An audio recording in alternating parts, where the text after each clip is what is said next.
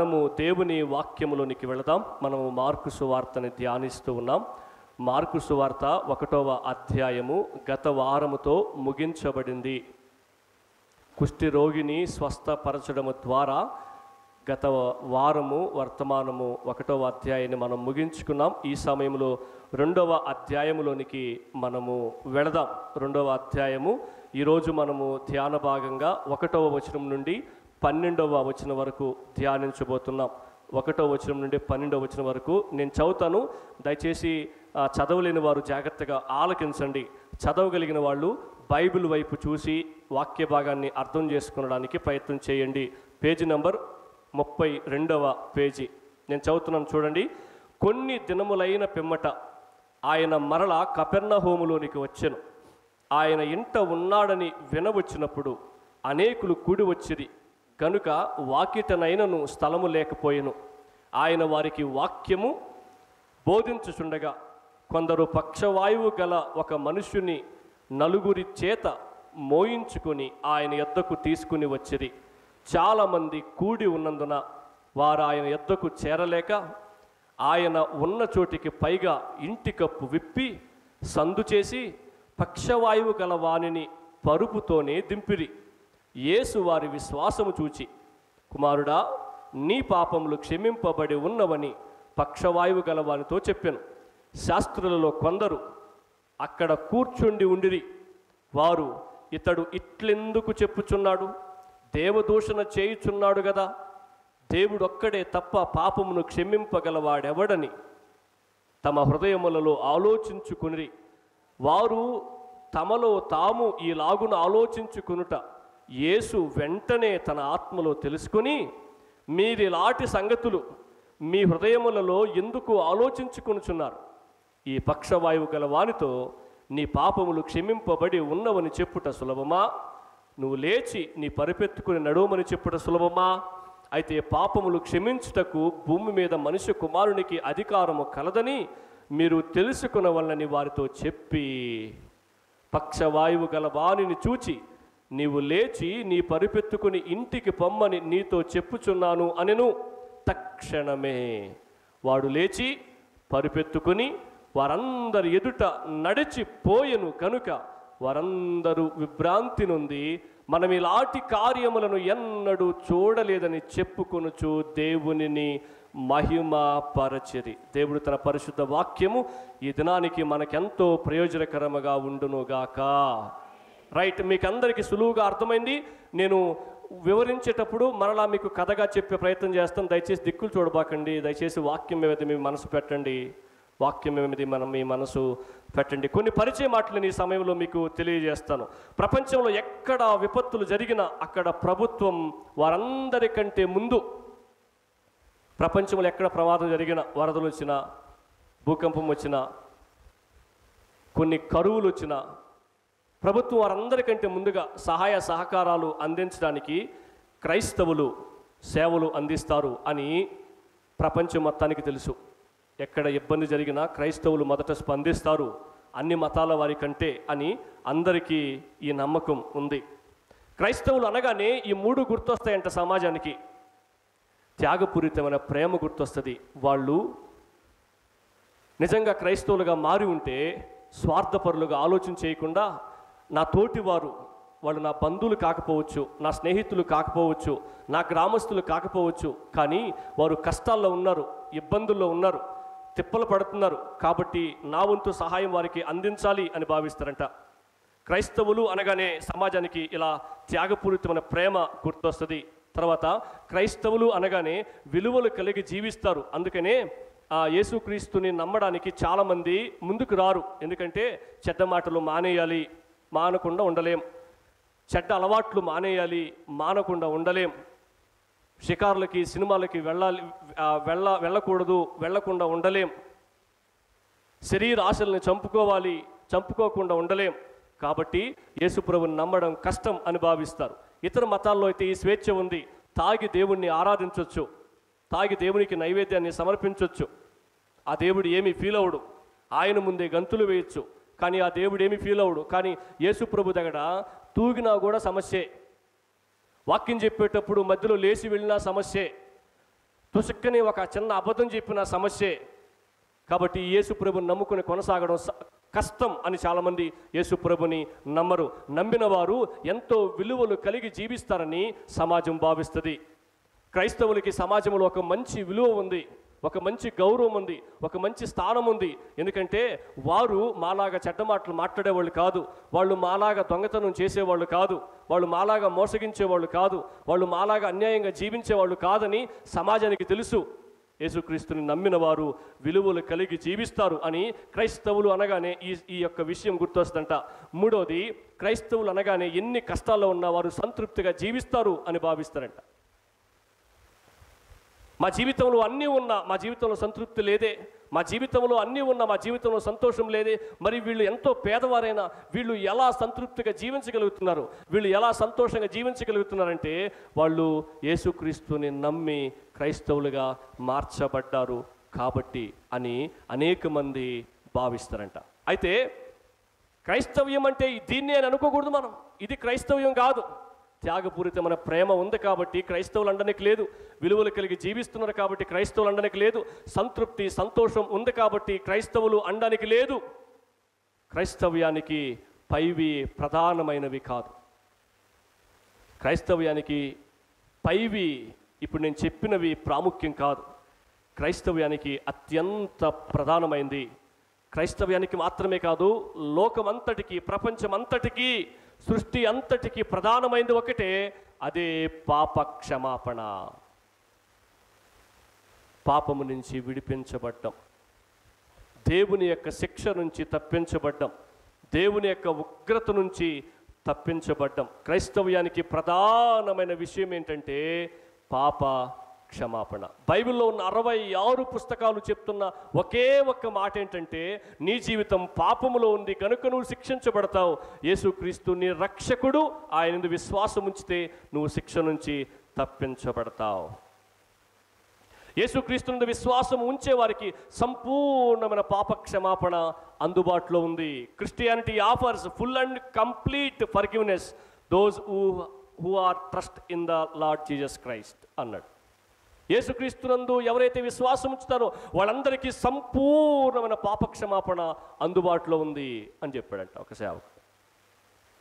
ఎవరైతే యేసుక్రీస్తునందు విశ్వాసం ఉంచుతారో వారి పాపములు పోవడానికి అవకాశం ఉంది. చాలామంది నరకానికి వెళ్తారు అని మనకు తెలుసు. నరకానికి వెళ్ళేది వారి పాపాన్ని బట్టి అని భావిస్తారు చాలామంది. నరకానికి వెళ్ళేది చేసిన పాపాన్ని బట్టి కాదు, నరకానికి వెళ్ళేది క్షమింపబడని పాపాన్ని బట్టి. ఉదాహరణకి దొంగతనం చేసాము, దొంగతనం చేసిన తర్వాత పోలీసులు ఆ జడ్జి ముందు నిలబెట్టిన తర్వాత వాళ్ళు మనల్ని ప్రశ్నిస్తారు, దొంగతనం చేసినావా లేదా చెప్పు అని. అంటే నేను చేయలా అనుకుంటే వాళ్ళు రుజువుపరిచి, చేయలా అని చెప్తే వాళ్ళు రుజువు చేసి శిక్ష వేస్తారు. దొంగతనం చేసావని ఆధారాలు ముందు పెట్టి శిక్ష వేస్తారు. ఒకవేళ నిజమే ఆధారాలు ముందు పెట్టకముందే నిజమే నేను దొంగతనం చేసిన, మీ ఎదుట నేను ఒప్పుకుంటున్నా, నా తప్పుని మన్నించండి, నేను దొంగతనం చేయడం నేరమే అని గనక ఆ వ్యక్తి తన తప్పును ఒప్పుకుంటే అతని క్షమాపేక్ష దొరుకుతుంది. అతను క్షమించబడతాడు, శిక్ష తగ్గించబడుతుంది. బహుశా ఒకవేళ న్యాయస్థానంలో ఆ అవకాశం ఉంటే అసలు శిక్షే లేకుండా క్షమించి వదిలేసే అవకాశం కూడా ఉంటుంది. దీన్ని బట్టి మనం ఏం అర్థం చేసుకోవాలి తెలుసా? ఒక వ్యక్తి తన పాపాన్ని బట్టి కాదు నరకానికి వెళ్ళేది, పాపాన్ని ఒప్పుకోకుండా క్షమాపణ పొందుకోకుండా ఉండడాన్ని బట్టి ఆ వ్యక్తి ఎక్కడికి వెళ్తాడు తెలుసా? నరకానికి వెళ్తాడు. ఎందుకని? పాపాన్ని ఒప్పుకునే అవకాశం ఉంది యేసుక్రీస్తు ద్వారా, క్షమించమని అడిగే అవకాశం ఉంది. ఎవరి ద్వారా? యేసుక్రీస్తు ప్రభు ద్వారా. నా జీవితం పాపంలో ఉన్నది అని ఒప్పుకొని నన్ను క్షమించు అని అడిగే అవకాశం ఉంది. అప్పుడు మాత్రమే ఆ వ్యక్తి నరకం నుంచి తప్పించబడతాడు. ఒప్పుకోకపోతే, క్షమాపణ పొందుకోకపోతే, క్షమాపణ అడగకపోతే ఎటు నరకం గ్యారంటీ. గుర్తించండి ఈ మాట. నరకానికి వెళ్ళేది పాపాన్ని బట్టి కాదు, క్షమించబడని పాపాన్ని బట్టి. 2 నిత్య ప్రదేశాలు ఉన్నాయట. 2 నిత్య ప్రదేశాలు. ఒకటి నిత్య పరలోకం, నిత్యము ఉంటుంది ఆ పరలోకం, దానికి అంతం లేదు. రెండోది నిత్య నరకం, దానికి కూడా అంతము లేదు. మరి పరలోకంలో ఉండబోయేవారెవరు? నరకంలో ఉండబోయేవారు ఎవరు అంటే పరలోకంలో ఉండబోయేవారు కానీ, నరకంలో కూడా ఉండబోయేవారు కానీ, భూమి మీద పాపములో ఉన్నవారే. భూమి మీద పాపములో ఉన్నవారే రేపు పరలోకంలో ఉండబోతున్నారు. భూమి మీద పాపములో ఉన్నవారే రేపు నరకంలో ఉండబోతున్నారు. ఒక్క నిమిషం అలాగే ఆగి ఆలోచించండి. పరలోకంలో ఉండబోయేది పాపులా అని ఆగి ఆలోచించండి. పరలోకంలో ఉండబోయేది పాపులు కాదు, పరలోకంలో క్షమించబడిన పాపులు ఉంటారు. పరలోకంలో క్షమించబడిన పాపులు ఉంటారు, నరకంలో క్షమించబడని పాపులు ఉంటారు. ఏం చెప్పాను? నరకంలో క్షమించబడని వారు ఉంటారు, పరలోకంలో క్షమించబడిన వారు ఉంటారు. ఆలోచించేయండి, నీవు క్షమించబడిన పాపివా, లేకపోతే ఇంకా యేసుక్రీస్తుని అంగీకరించకుండా క్షమించబడని పాపిగా నువ్వు కొనసాగుతున్నావా అని ఆలోచించేయండి. బైబిల్లో ఉండే దేవుడు క్షమాభిక్ష ప్రదాత. హల్లెలూయా. ఏ మతం కూడా ఈ మాట చెప్తుంది. ఏం తెలుసా? భూమి మీద ఉన్న ప్రతి మతం చెప్తుంది. మనం ఆ మత గ్రంథాన్ని పరిశీలన చేస్తే ఏం తెలుసా? నీవు పాపంలో ఉన్నావు, నీకు శిక్ష వస్తుంది, కాబట్టి నీ పాపం పరిహరించబడాలి అని చెప్తుంది. ప్రతి మతం చెప్తుంది ఈ మాట. అందుకనే చాలామంది వాళ్ళ నమ్మకాన్ని బట్టి ఆ మత గ్రంథం ఎలాగైతే చెప్పిందో అలా వాళ్ళు చేసుకుంటూ వెళ్తారు. ఎందుకంటే ప్రతి మతం చెప్తున్న మాట ఏంటంటే మనిషి పాపంలో ఉన్నాడు, ఆ మనిషి ఖచ్చితంగా దేవుడు అనేవాడు ఉన్నాడు, ఆ దేవుడి చేత శిక్షించబడతాడు, ఆ దేవుడు నిన్ను శిక్షించకుండా ఉండాలంటే నీవు ఇలా చేయాలి అని ప్రతి మత గ్రంథం బోధిస్తుంది. కానీ ప్రపంచంలో ఏ మత గ్రంథం చెప్పని మాట ఒక్క బైబిల్ మాత్రమే చెప్తుంది. ఏం తెలుసా? ఆ దేవుణ్ణి గనక నువ్వు క్షమాపణ కోరితే ఆ దేవుడు నిన్ను క్షమిస్తాడు. హల్లెలూయా. ఏ మత గ్రంథంలో లేదు ఈ మాట. దాన్నే కృప అని పిలిచింది బైబిల్, కనికరం అని పిలిచింది బైబిల్, జాలి అని పిలిచింది బైబిల్. నీవు కనుక దేవుణ్ణి క్షమాపణ కోరుకుంటే, నా జీవితం ఈ పాపములో ఉంది అని కనుక నీవు కోరుకుంటే, నన్ను క్షమించు అని కనుక కోరుకుంటే, ఒక్క బైబిల్లో మాత్రమే ఈ అవకాశం ఉంది. ఇంకా ఏ మత గ్రంథంలో ఏ మత ఆచారాల్లో లేదు. కేవలం బైబిల్లో మాత్రమే క్షమాభిక్షకి అవకాశం ఉంది అని మనం ఆలోచించేయాలి. ఎవరి ద్వారా మనకు క్షమాపణ దొరుకుతుంది అంటే ఆ దేవాది దేవుని ద్వారానే మనకు క్షమాపణ దొరుకుతుంది. అయితే ఇక్కడ ఆలోచించేయండి. ఈ మాట విన్న తర్వాత మనకేమనిపిస్తుంది అంటే, ఓహో నేను పాపం చేస్తే నాకేం ఇబ్బంది లేదన్నమాట, నేను పాపం చేయొచ్చు, నన్ను క్షమించు అని అడిగితే ఆయన క్షమించేస్తాడు అన్నమాట అని అర్థం చేసుకుంటారు చాలామంది. అందుకనే ఈ బోధలు కూడా ఉన్నాయి. నువ్వు ఆదివారం ఎందుకు రావాలంటే నీ పాపాన్ని ఒప్పుకోవడం కోసం రావాలి అని చెప్తారు. జనాలకు ఏమర్థమవుతుందంటే, ఓకే నేను సోమవారం నుంచి శనివారం వరకు పాపంలో జీవించి ఆదివారం వచ్చేసి నన్ను క్షమించు అని చెప్పి ముసలిక్క నీరు పెట్టేసుకుంటే దేవుడు ప్రేమ కలిగిన వాడు కాబట్టి, ఎంతటి పాపినైనా క్షమించగలిగిన వాడు కాబట్టి నీ పాపాన్ని కూడా క్షమించేస్తాడు అన్న బోధ కూడా లేకుండా పోలేదు. అందుకని జనాలకు ఏమర్థమవుతుంది? సోమవారం నుంచి శనివారం వరకు పాపంలో జీవించి ఆదివారం వచ్చేసి ఒప్పుకొని విడిచిపెడతానని చెప్పేసి మళ్ళీ వెళ్ళి సోమవారం నుంచి శనివారం వరకు పాపంలో జీవించి మరలా ఆదివారం రావచ్చులే అని భావిస్తారు. బైబిల్ అలా చెప్పట్లేదు. పాపములో జీవిస్తున్న వ్యక్తిని దేవుడు శిక్షిస్తాడని కూడా బైబిల్ చెప్తుంది. పాపాన్ని దేవుడు ఏమాత్రం సహించడని బైబిల్ చెప్తుంది. మీరు ఆలోచించేయండి. గతంలో అనగా సంఘము భూమి మీద స్థాపించబడక ముందు, మనము సంఘంలోనికి రాకముందు యేసుక్రీస్తు మన పాపం నిమిత్తం ఈ లోకానికి వచ్చి చనిపోయాడు. ఎవరి నిమిత్తం? మన పాపము నిమిత్తం. అందుకనే మనము క్షమించబడ్డాం, అందుకనే మనము రక్షించబడ్డాం. అర్థమవుతుందా? సంఘంలోనికి చేర్చబడ్డాం అంటే ఏమర్థమవుతుంది? మన పాపానికి దేవుడు శిక్ష విధించాడు. అది నీ మీద విధించలేదు, యేసుక్రీస్తు మీద విధించాడు. అంటే ఏమర్థమవుతుంది? దేవుడు పరిశుద్ధుడు కాబట్టి పాపానికి ఖచ్చితంగా శిక్ష విధిస్తాడు. ఇంతకుముందు నీ మీద ప్రేమ ఉంది కాబట్టి యేసుక్రీస్తు మీద వేసి ఆయన మీద శిక్ష విధించాడు, నిన్ను తప్పించాడు. అందుకని నువ్వు ఆయన నమ్మితే, సంఘంలోకి చేర్చబడితే నిన్ను నేను అంగీకరిస్తా, పరలోక రాజ్యానికి తీసుకుంటా అని చెప్పి అన్నాడు. అదే బైబిల్ చెప్తున్న సత్యం. ఖచ్చితంగా దేవుడు పాపానికి శిక్ష విధించకుండా ఉండడు. అంత మాత్రమే కాదు, ఆయన శిక్షించే దేవుడు మాత్రమే కాదు, ఆయన యందు విశ్వాసం ఉంచి నేను పాపిని అని ఒప్పుకున్న వ్యక్తిని ప్రేమతో క్షమించి రక్షించే దేవుడు కూడా. హల్లెలూయా. ఆయన శిక్షించే విషయంలో న్యాయం తప్పుడు, ఆయన రక్షించే విషయంలో కూడా కృప, కనికరము, ప్రేమ తప్పడు. ఎవరిని శిక్షిస్తాడు? ఇంతకుముందు చెప్పిన మీకు, ఎవరైతే క్షమాపణ కోరరో వారిని శిక్షిస్తాడు, ఎవరైతే క్షమాపణ కోరుతాడో వారిని శిక్షించడు అని మనం గుర్తు చేసుకుందాం. ఈ మాటలు ఒకసారి చదవండి త్వరగా. నిర్గమకాండం 34వ అధ్యాయం, నిర్గమకాండం 34వ అధ్యాయం 6వ వచనం ఒకసారి చదువుతారా? నిర్గమకాండం 34వ అధ్యాయం 6వ వచనం, పేజ్ నెంబర్ 74. అతని ఎదుట యెహోవా అతన్ని దాటి వెళ్ళుచు, యెహోవా కనికరము, దయ, దీర్ఘశాంతము, విస్తారమైన కృపా సత్యములు కలిగిన యెహోవా. హల్లెలూయా. మన దేవుడికి కృప ఉంది, మన దేవుడికి ప్రేమ ఉంది, మన దేవుడికి దయ ఉంది, మన దేవుడికి కనికరము ఉంది, దీర్ఘశాంతం ఉంది మన దేవునికి. అందుకని ఈ రోజు వరకు అనేక మంది పాపములో కొనసాగుతూ ఉన్నవారుగా ఉన్న వారు దేవుని చేత ఇంకా శిక్షించబడలేదు. మన దేవుడు క్షమించే దేవుడని మనకు స్పష్టంగా అర్థమవుతుంది. అలాగే రోమపత్రిక 2వ అధ్యాయం 4వ వచనం 5వ వచనం కూడా ఇదే మాట మనం చూస్తాం. చదువుతారా ఒకసారి? రోమపత్రిక 2వ అధ్యాయం 4వ వచనం 5వ వచనం చదవండి ఒకసారి. అందరు చేస్తున్నారా? లేదా దేవుని అనుగ్రహము మారు మనసు పొందుటకు నిన్ను ప్రేరేపించుచున్నదని ఎరుగక ఆయన అనుగ్రహ ఐశ్వర్యం. ఏ వాడాడు?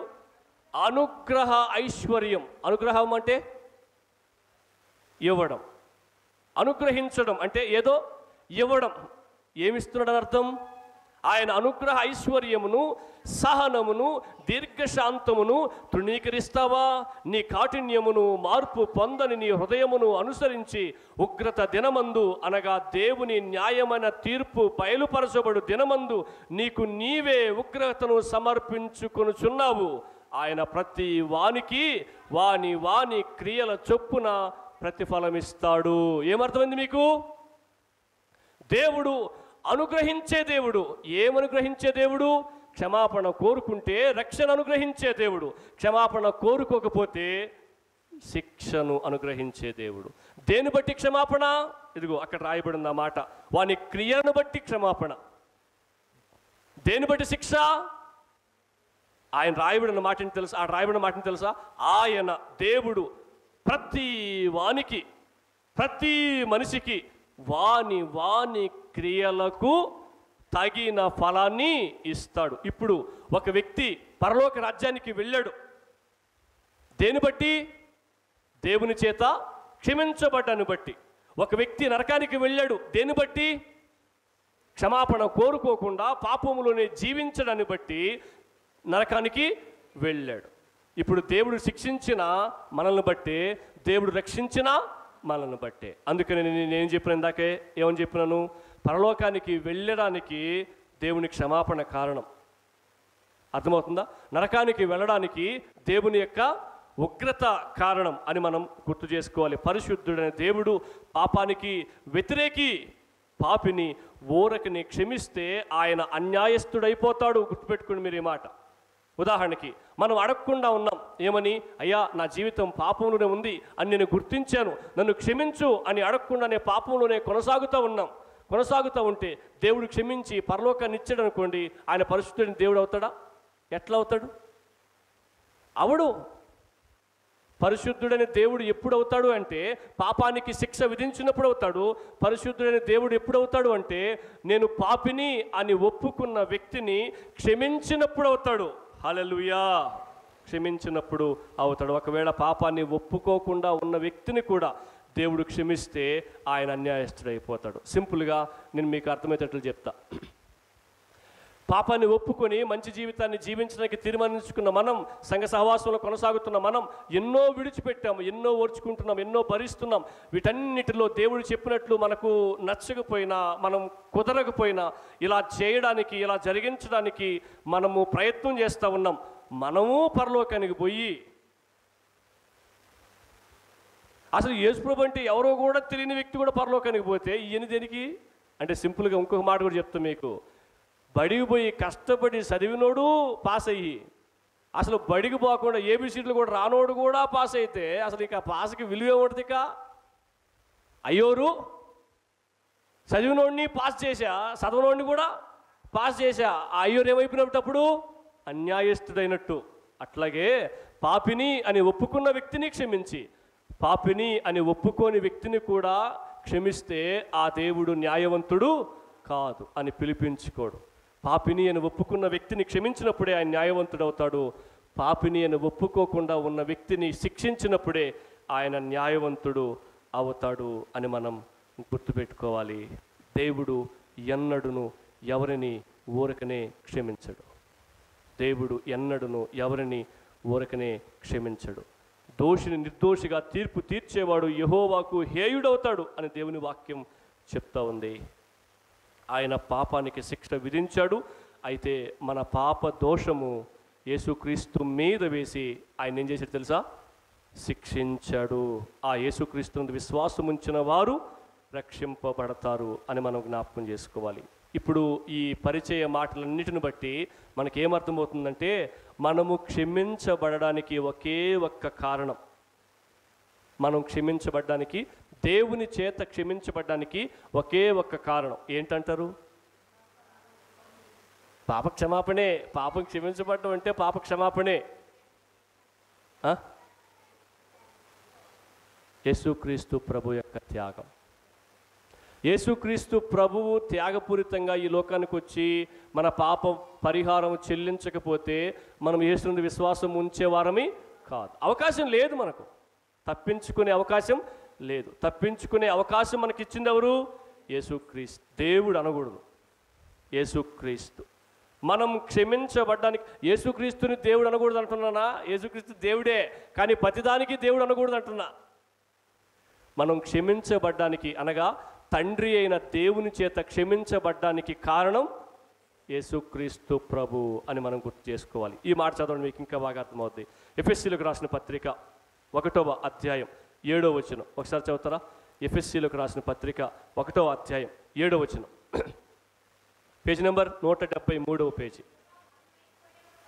దేవుని కృప మహదైశ్వర్యమును బట్టి ఆ ప్రియుని యందు, ఏ ప్రియుని యందు? ఏ ప్రియుని యందు?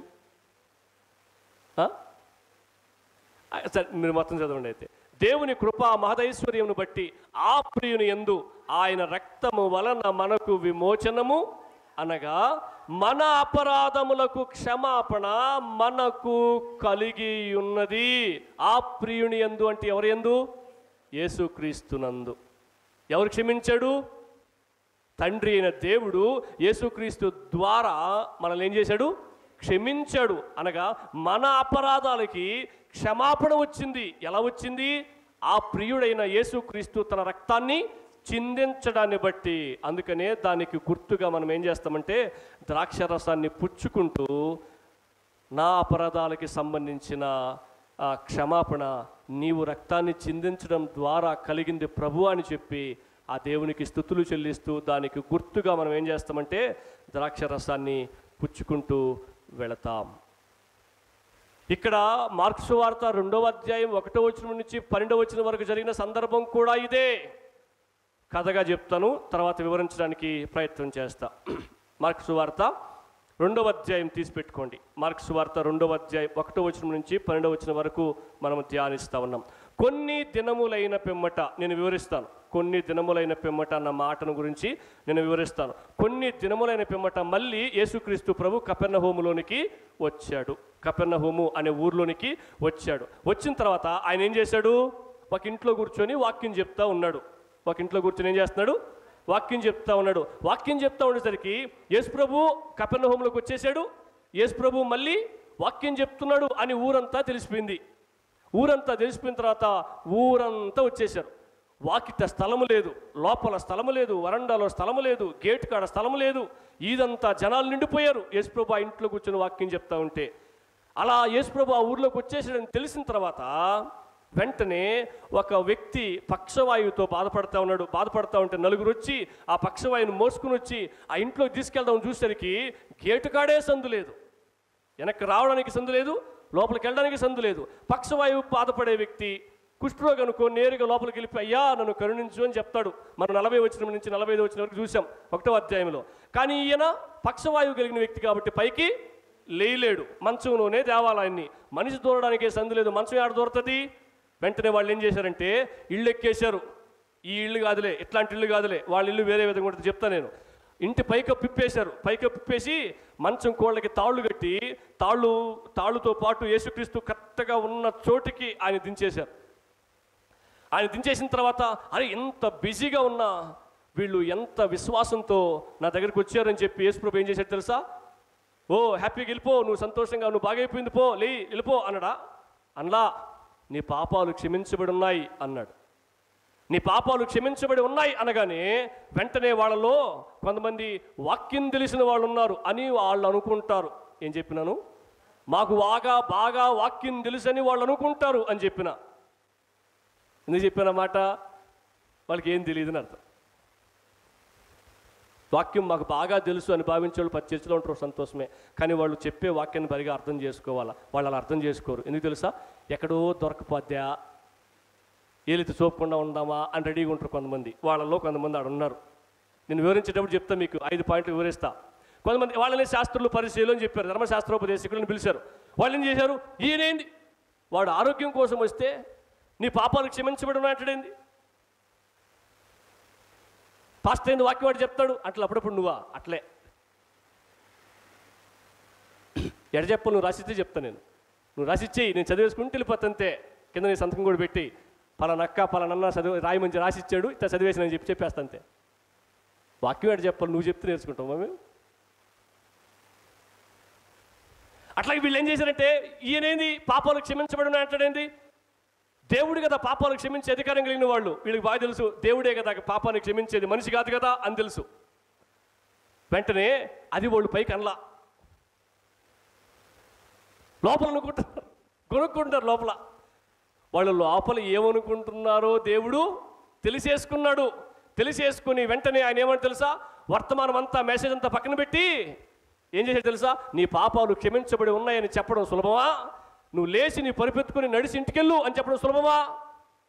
వెంటనే వేసాడు. వీళ్ళకి తగిలేసింది తక్కని. మేము మనసులో అనుకునేది ఈ పైకి తెలిసిపోయిందిరా అని అనుకున్నారు వాళ్ళు. వెంటనే ఆ పక్షవాయువు కలిగిన వాయువు చూసి నువ్వు లేచి నీ పరుపెత్తుకుని నడిచింటికెళ్ళు అనగానే తక్షణమే అక్కడికక్కడే ఆయన పక్షవాయువు పోయింది. పైకి లేచి నిలవబడి అందరి ముందు నడుచుకుని వెళ్ళడం ఆ ఊరి జనాలందరూ, ఆ ఇంటి చుట్టుపక్కల ఉన్న వారందరూ చూసి ఆశ్చర్యపోయి దిగ్భ్రాంతి నుండి అని ఉంది. దిగ్భ్రాంతి నుండి వెంటనే దేవుణ్ణి మహింపరిచారు అని ఉంది. ఇది కథ. ఓకేనా? ఆ కథలో మనం నేర్చుకోవాల్సిన పాఠాలు మనం ఒకటి తర్వాత ఒకటి నేర్చుకుంటూ మనం ముందుకి వెళదాం. విభజించి మనం నేర్చుకునే ప్రయత్నం చేద్దాం. 5 పాయింట్లుగా మనం విభజిస్తాం.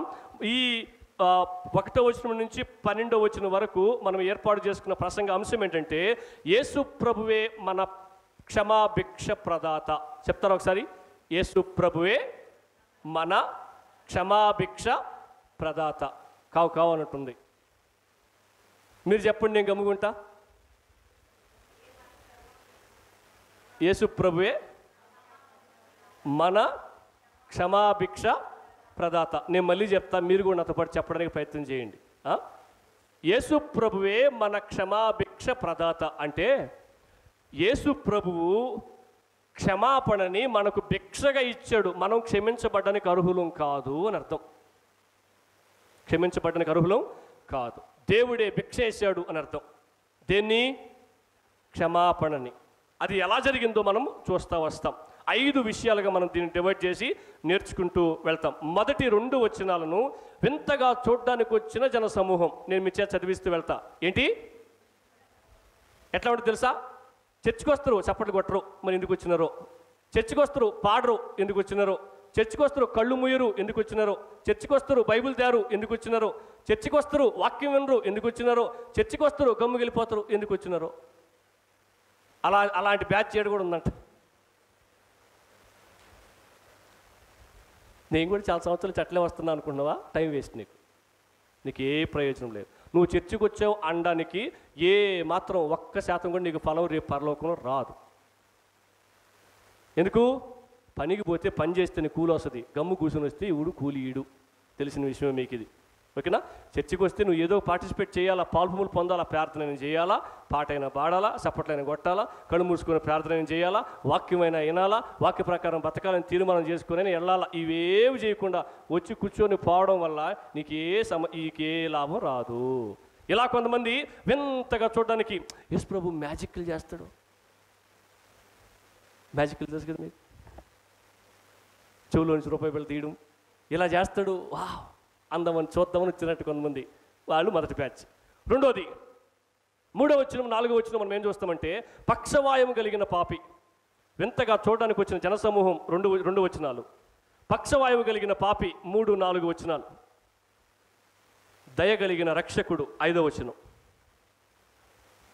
కఠినమైన శాస్త్రులు 6వ వచనం నుంచి 11వ వచనం వరకు. దయ కలిగిన రక్షకుడు 5వ వచనం, 6వ వచనం నుంచి 11వ వచనం వరకు కఠినమైన శాస్త్రులు. చివరిగా 12వ వచనం మిగిలింది జనసమూహం యొక్క ఆశ్చర్యం. 5వది జనసమూహం యొక్క ఆశ్చర్యం. వాళ్ళు ఎందుకు ఆశ్చర్యపడ్డారో మనం చూస్తాం. మళ్ళీ చెప్పనా? మొదటి 2 వచనాలు వింతగా చూడడానికి వచ్చిన జనసమూహం. రెండోది 3, 4 వచనాలు పక్షవాయువు కలిగిన పాపి. 3, 4 వచనాలు. మూడో పాయింట్ 5వ వచనంలో దయ కలిగిన రక్షకుడు. ఏం చూపిన రక్షకుడు? దయ కలిగిన రక్షకుడు, దయ చూపిన రక్షకుడు. 4వ పాయింట్ 6వ వచనం నుంచి 11వ వచనం వరకు కఠినమైన శాస్త్రులు. ఎందుకు వాళ్ళకి కఠినమైన శాస్త్రులు అని పేరు పెట్టామో అక్కడ నేర్చుకుంటాం మనం. 5వది జనసమూహం యొక్క ఆశ్చర్యం. అక్కడ ఏదో జరిగింది, జనాలు ఆశ్చర్యపోయారు. ఏం జరిగింది? ఆశ్చర్యపోయారు. ఆశ్చర్యపోవడం వల్ల వాళ్ళకు వచ్చే లాభం ఏంటో మనము చివరిగా నేర్చుకుంటాం. 12వ వచనం. రైట్, నేను వివరణలోనికి వెళ్ళిపోతున్నా. మొదటిది ఏంటి? వింతగా చూడడానికి వచ్చిన జన సమూహం. 1వ వచనం 2వ వచనం మనం చూసాం. కొన్ని దినములైన పిమ్మట. ఎందుకు కొన్ని దినములు ఆయన వెయిట్ చేశాడు? పోయిన వారం చర్చికి వచ్చి వాక్యం విని ఉంటే అర్థమవుతుంది నీకు. అందుకనే కంటిన్యూగా చర్చికి రమ్మని చెప్పేది. కొన్ని దినములై వచ్చినా కూడా నాకు గుర్తులేదు అంటవా? కొన్ని దినములైన పిమ్మట అన్న పదం ఎందుకు వాడారంటే దాని ముందు మనం చూస్తాం. చెప్పమ్మా, ఎందుకు వినడు?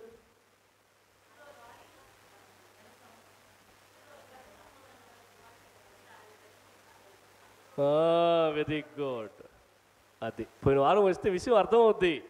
40వ వచనం నుంచి 45వ వచనం వరకు మనము పోయిన వారం ధ్యానం చేసాం. ధ్యానం చేస్తూ ఏం చేసామంటే ఒక కుష్ఠరోగి యేసుప్రభు దగ్గరికి వచ్చాడు. అయ్యా నా పరిస్థితి ఏం బాలేదు అని చెప్పినప్పుడు యేసుప్రభు ఆయన మీద కనికరపడి జాలు చూపించి ఆయన స్వస్థపరిచాడు. స్వస్థపరిచి ఏం చెప్పాడంటే, అరే ఎవరికి చెప్పాకరా, మీ ఊర్లో సంతోషంగా ఇంటికెళ్ళు అని చెప్పాడు. అయితే ఈడేం చేసినాడంటే యేసుప్రభు నన్ను బాగు చేశాడు, యేసుప్రభు నన్ను బాగు చేశాడని చెప్పి ఊరంతా దండోరేసేశారు. ఊరంతా దండోరేసేసరికి అయ్యో అప్పట్లో కుష్ఠరోగం అనేది చాలా పెద్ద రోగం. నిన్ను బాగు చేసినాడా? ఎట్ట బాగు చేసినాడు? ఏం వాడుకుని బాగు చేసినాడు? ఎవరు నిన్ను బాగు చేసింది అని చెప్పి వీళ్ళందరూ ఎంక్వైరీ చేసి ఊరంతా గోలగోలైపోయింది. గోలగోలైపోయిన తర్వాత యేసుప్రభు ఎక్కడున్నాడు వీళ్ళు ఎతకడం స్టార్ట్ చేశారు. ఎందుకని? వాళ్ళకొక్కరికైనా కుష్ఠరోగం ఉండేది, రకరకాల రోగాలు ఉంటాయి గ్రామాల్లో. వాళ్ళకొక్కరికైనా అవసరం ఉండేది, రకరకాల అవసరాలు ఉంటాయి గ్రామాల్లో. వాళ్ళందరూ యేసుప్రభు ఎతకడం స్టార్ట్ చేశాడు. యేసుప్రభు స్వస్థపరచడానికి రాలేదు, సువార్త ప్రకటించడానికి వచ్చాడు. అందుకని ఎవరికి చెప్పాకరా, నువ్వు సైకిళ్ళు అని అంటే ఇడిపి చెప్పేసిన ఊరంతా. ఈయన సువార్త ప్రకటించడానికి అవకాశం లేదు, అందుకని ఆయన అరణ్యంలోనికి వెళ్ళిపోయాడు. వెళ్ళిపోయిన కొన్ని రోజులైన తర్వాత మళ్ళా కపెర్నహూము అన్న ఊర్లోనికి వచ్చాడు అని అర్థం. ఓకేనా? వచ్చిన తర్వాత ఏం జరిగింది? ఆయన ఒక ఇంట్లోనికి ప్రవేశించాడు. బహుశా ఆ ఇల్లు పేతురు ఇల్లు అయి ఉండొచ్చు అని భావిస్తారు. అక్కడ రాయబడలేదు కాబట్టి మనకు రుజువు లేదు. ఒక ఇంట్లో కూర్చున్నాడు. బహుశా అది పేతురు ఎవరి ఇల్లు అయితే ఉంది, పేతురు ఇల్లు అనుకుందాం. పేతురు ఇంట్లోకి వచ్చి కూర్చొని ఏం చేస్తున్నాడు? వాక్యం చెప్తున్నాడు. యేసుప్రభు ఏం చేశాడు? వాక్యం చెప్తున్నాడు. పాస్టర్లు ఏం చేయాలా? కథలు చేయకూడదు.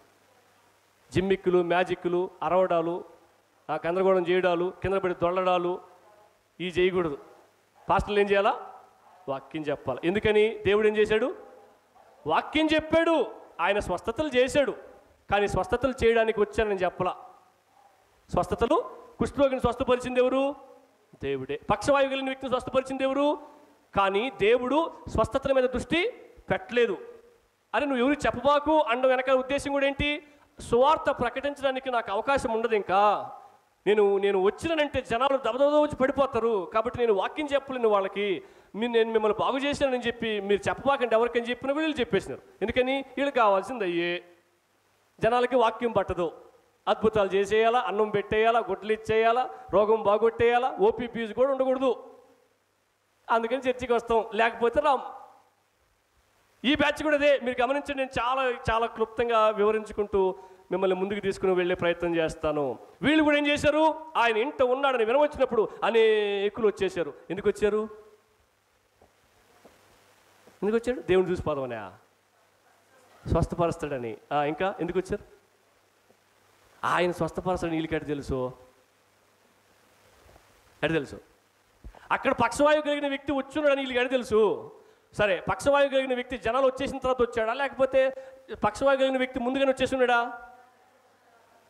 కదా? సువార్త తినడానికి వచ్చినారా? అందరూ వచ్చేసిన తర్వాత వచ్చేసారు. వాళ్ళు ఎందుకు వచ్చారంటున్నా నేను? ఏదో చేస్తాడని.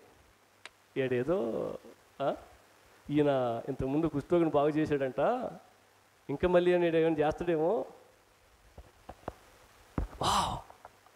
అమ్మా అని అందం ఎంటర్టైన్మెంట్ కోసం కొంతమంది వచ్చారు. ఎట్లా చెప్పావు పాస్టర్ అంటారేమో. నేను చెప్తా, వివరిస్తా. 1వ అధ్యాయం 33-34 వచ్చిన చూడండి ఒకసారి. 1వ అధ్యాయం 33-34. పట్టణమంతయు ఆ ఇంట వాకిట కూడి ఉండెను. ఎందుకు పట్టణమంతా వచ్చేసింది? ఆయన నానా విధ రోగముల చేత పీడింపబడుతున్న అనేకులను స్వస్థపరిచాడు, దయ్యాలను వెళ్ళగొట్టాడని తెలుసు వాళ్ళకి. ఇక్కడ కూడా ఏమైనా జరుగుతుందేమో అని చెప్పొచ్చారు. అర్థమవుతుందా? మీకు గమనించండి, ఆ కాలంలో యేసు ప్రభు తన బహిరంగ పరిచయం చేసే కాలంలో పాలస్తీనా దేశంలో, ఆ దేశంలోనే రోగాలు లేకుండా చేసేసాడేమో అన్న భావనకు వచ్చిందట. దేశంలోనే రోగం లేకుండా చేసాడేమో అన్న పరిస్థితికి వచ్చేసిందట. ఇక రాకుండా ఉంటారు యేసు ప్రభు దగ్గరికి? ఎందుకు రారు? వస్తారు. అందుకనే కొంతసేపే ఉంటారు. కొంతసేపు అంటే కొంతకాలమే ఉంటారు. కానీ ఆయన ఆరోహణమైన తరువాత ఆలోచన చేయండి. ఆయన సేవా పరిచయం చేశాడు కదా, ఇట్లా చాలామంది స్వస్థపరిచాడు, సువార్త ప్రకటించాడు. 3.5 సంవత్సరం సేవ చేసిన తర్వాత సిలువకు అప్పగించబడి శ్రమల్లో ఉండి ఆయన చనిపోయిన తర్వాత, అవునా, ఆయన చనిపోయి తిరిగి లేచిన తర్వాత శిష్యులు కనపడిన తర్వాత ఆ ప్రార్థన పెట్టుకున్నారు కొంతమంది. ఎంతమంది? 120 మంది. ఎంతమంది? 120 మంది. ఇక్కడ మీరు ఏం చదివారు? అనేకులు కూడి వచ్చారు. అనేకులు, జనసమూహము అన్న పదం వీళ్ళు యూదులు ఎప్పుడు వాడతారంటే లెక్క పెట్టడానికి వీలు లేనప్పుడు. ఫస్ట్ 3,000 మంది, తర్వాత 5,000 మంది, తర్వాత 7,000 మంది, తర్వాత 10,000 మంది. ఇంక లెక్క పెట్టలేకపోయారంట. ఎవరిని? సంఘస్థుల్ని. జనసమూహం అన్న పదం ఎప్పుడు వాడతారంటే లెక్క పట్టడానికి వీలు లేనంత మంది ఉన్నప్పుడు. ఇక్కడేం వాడారు? అక్కడేమో జనసమూహం అని వాడారు, ఇక్కడేమో అనేకులు అని వాడారు. అంతమంది వస్తే 120 మంది మిగిలేరా? అందుకని నేను మీకు ఈ హెడ్డింగ్ పెట్టా. ఏం పెట్టాను? వింతగా చూడడానికి వచ్చారు. వాళ్ళకి యేసుప్రభు అవసరం లే. యేసుప్రభు ఈ జిమ్మిక్కులు, మ్యాజిక్లు, సర్కస్లు చేస్తారు చూసే వింతలు, అలాంటివి చేస్తాడేమో, చూద్దాం, ఎంటర్టైన్ అవుదాం, వావ్ వండర్ఫుల్, క్లాప్స్ కొడదాం, ఈయనలో ఏయో మహిమలు ఉన్నాయి, ఈయనలో ఏయో శక్తులు ఉన్నాయి అని చూడడానికి వచ్చారన్నమాట. అర్థమవుతుందా? వాళ్ళు యేసుక్రీస్తుని నమ్మి కాదు. కొంతమంది స్వస్థతల కోసం వచ్చారు మీరు చెప్పినట్టు. కొంతమంది యోహాను సువార్త 6లో మనం చూస్తే, పోయిన వారం కూడా చెప్పాం మీకు ఈ మాట. యోహాను సువార్త 6లో మనం చూస్తే ఆయన 3 రోజులు వాక్యం చెప్పి 5,000 మందికి 2 చిన్నలు, 2 చిన్న రొట్టెలు, 2 చిన్న చేపలు, 5 రొట్టెలు 5,000 మందికి పంచిపెట్టాడన్న మాట వినగానే ఓహో మనం ఇక్కడ ఏమంటారు రూపాయి ఖర్చు లేకుండా అన్నం తినేయచ్చు అనుకున్నారు కొంతమంది. భోజనం పెడతాడు, మనకి ఏ కొదువు లేకుండా టయానికి అన్నం వచ్చేస్తుంది అని చెప్పి వచ్చారట.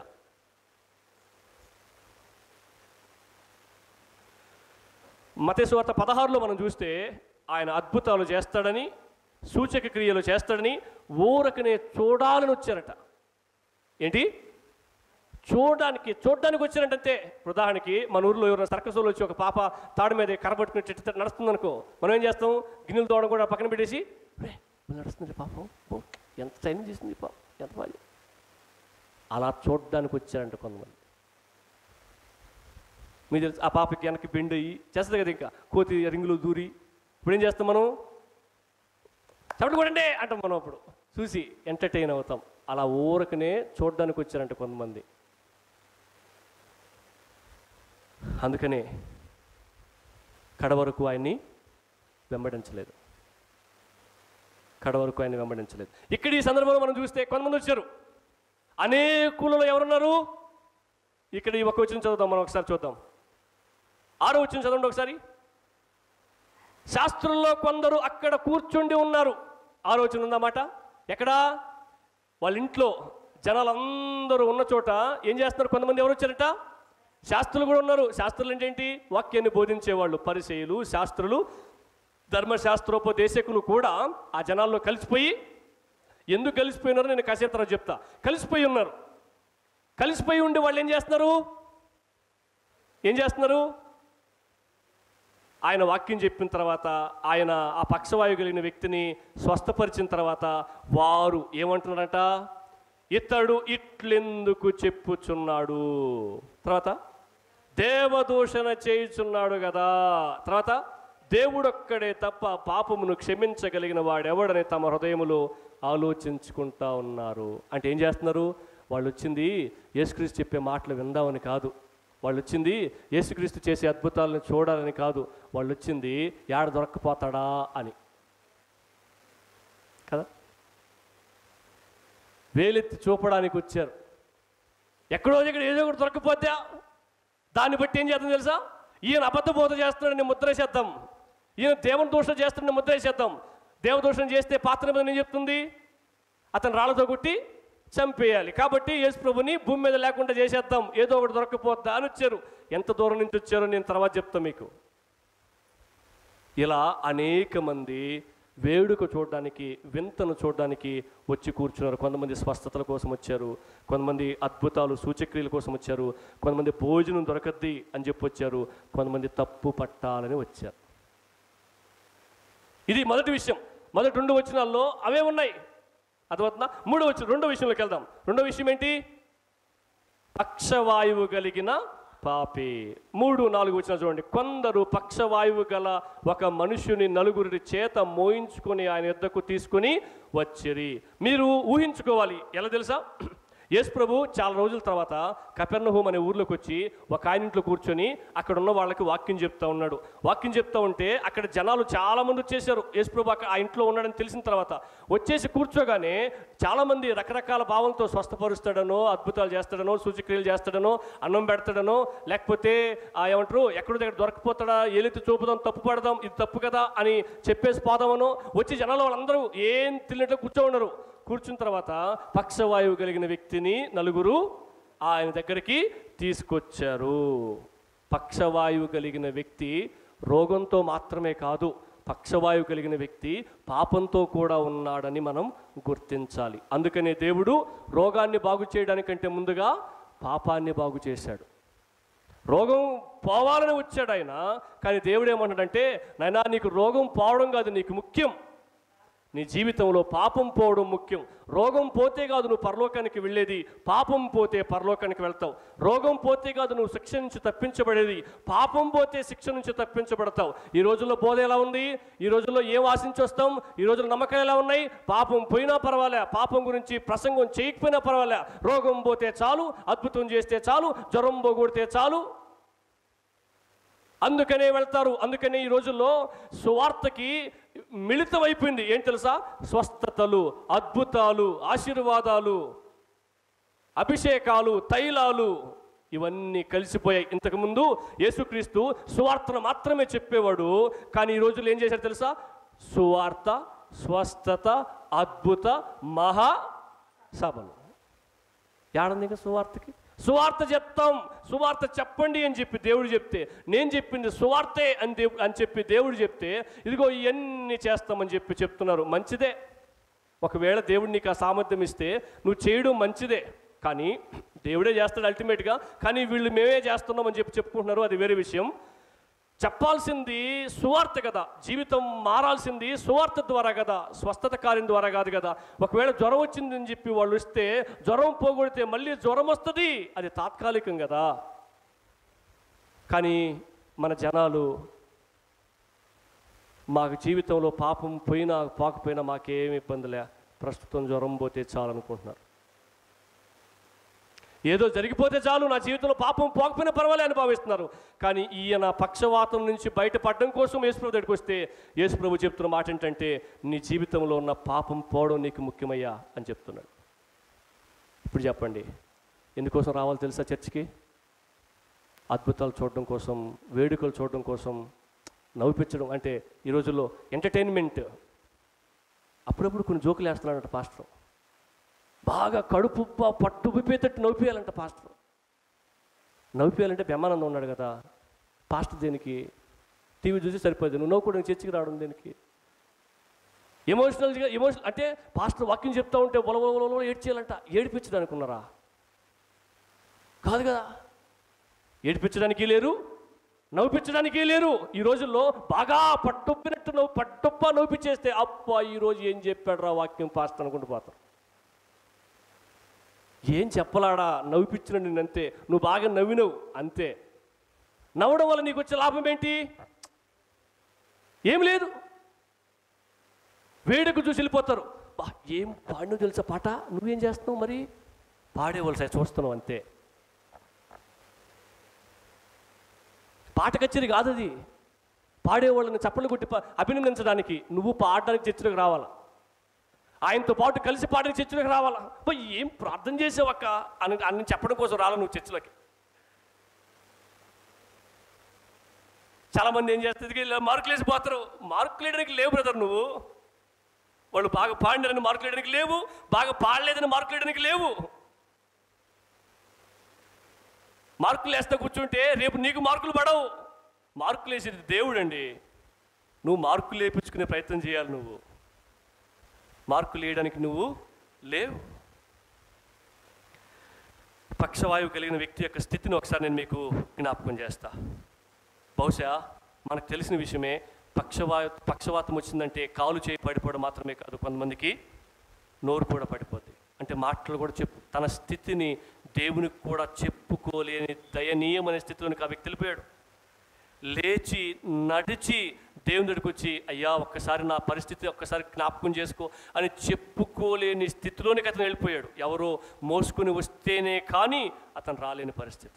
కుష్ఠవ్యాధి కలిగిన వ్యక్తి అయినా దేవుడి దగ్గరికి వచ్చి, అయ్యా ఒకసారి నా పరిస్థితి చూడు అని చెప్పాడేమో కానీ ఈ వ్యక్తి మంచంలోంచి లేచి బయటికి రావడానికి అవకాశం లేదు. వచ్చి దేవుడికి, అయ్యా ఒకసారి నా పరిస్థితి చూడు అని చెప్పడానికి కూడా నోట్లో మాట లేదు.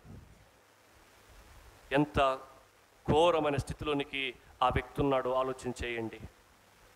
అంత మాత్రమే కాదు, 5వ వచనంలో చూస్తే దేవుడు ఏమంటాడు తెలుసా? కుమారుడా అని పిలుస్తాడు. అంటే ఏమనర్థం? యేసుప్రభు సేవా పరిచర్య ప్రారంభించిందే 30 సంవత్సరాల వయసులో. ఆయనే చాలా యవనస్తుడు, కానీ కుమారుడా అని పిలుస్తున్నాడంటే ఏమనర్థం? మేబీ బహుశా ఆ యొక్క పక్షవాతం కలిగిన వ్యక్తి కూడా యవనస్తుడే, చిన్నోడే ఉండొచ్చు. అంటే యేసుప్రభు కంటే చిన్నోడే ఉండొచ్చు. అంటే అర్థం చేసుకోండి, జీవితంలో సగభాగం అవ్వకముందే, 30 సంవత్సరాలు కూడా నిండకముందే ఆ వ్యక్తి కాలు చేయి మాట పడిపోయింది. ఎంత ఘోరమైన పరిస్థితి ఉంటుందండి.